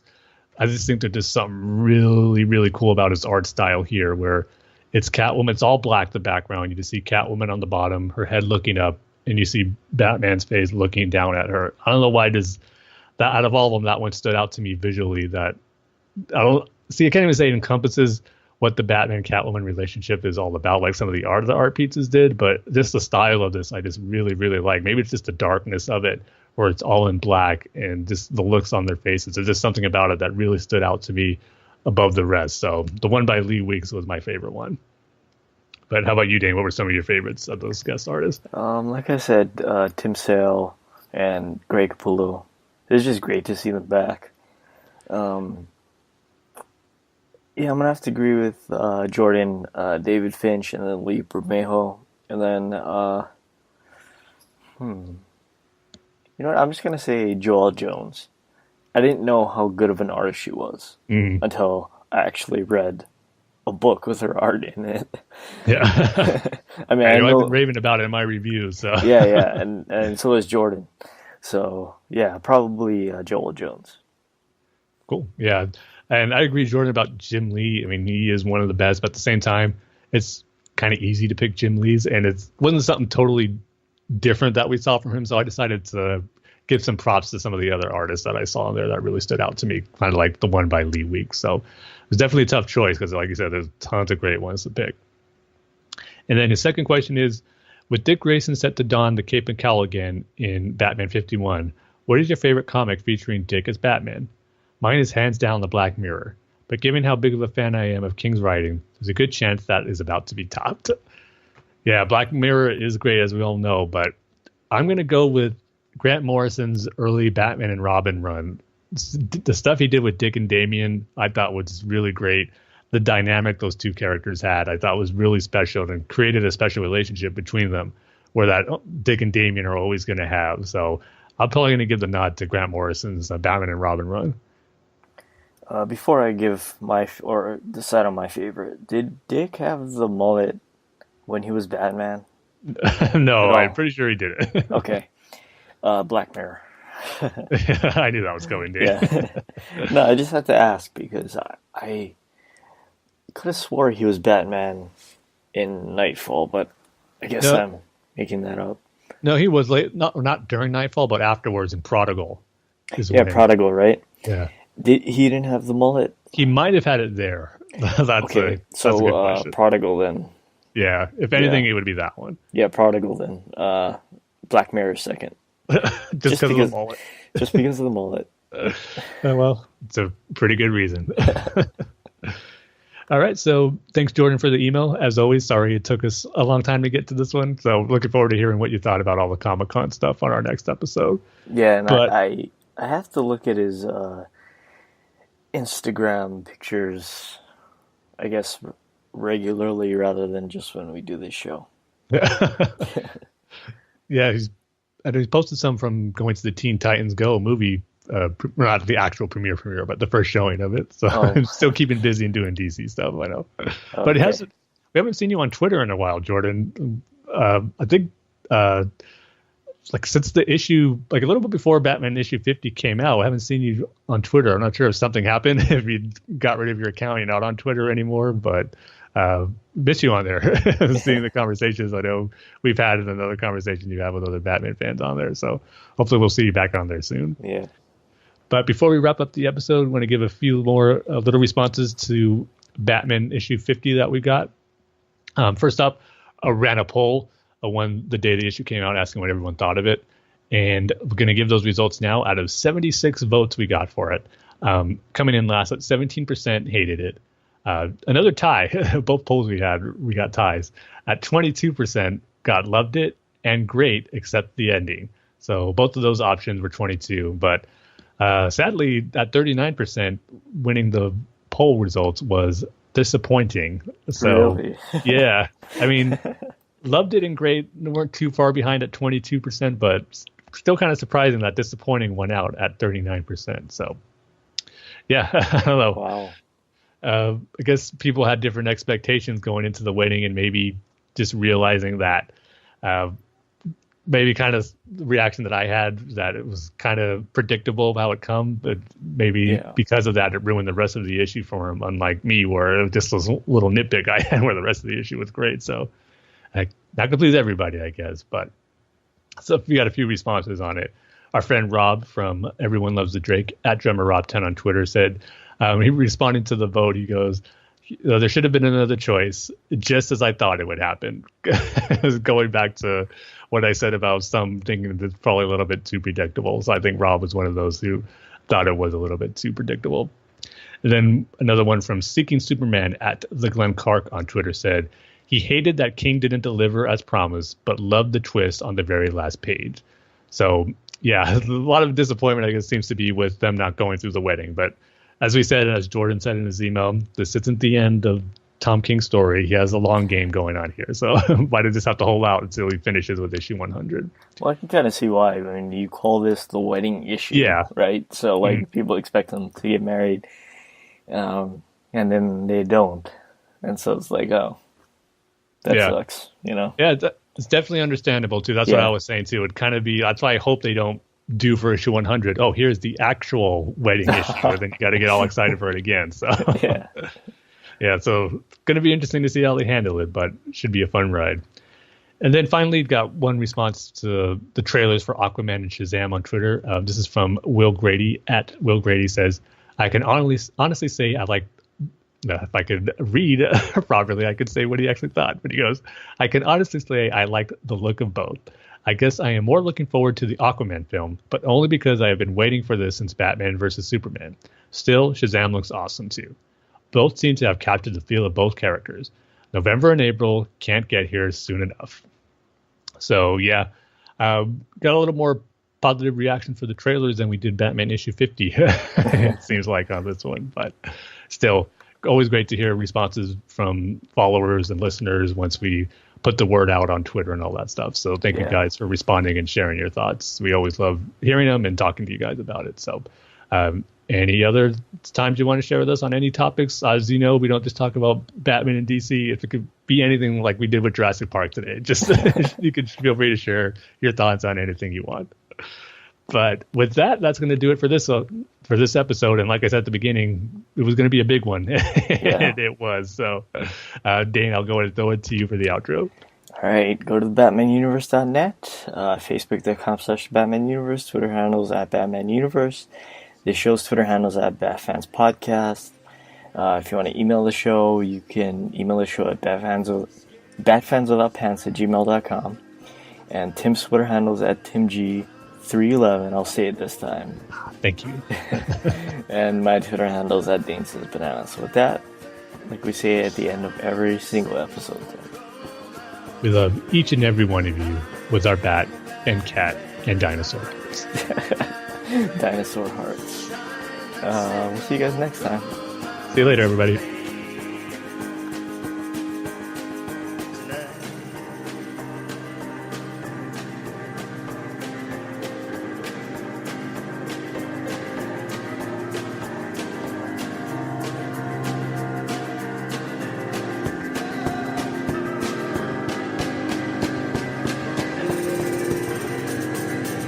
Sunrise under Gotham, Crime Alley is a rich boy's tomb. There's a stealing cat, two faces of a coin.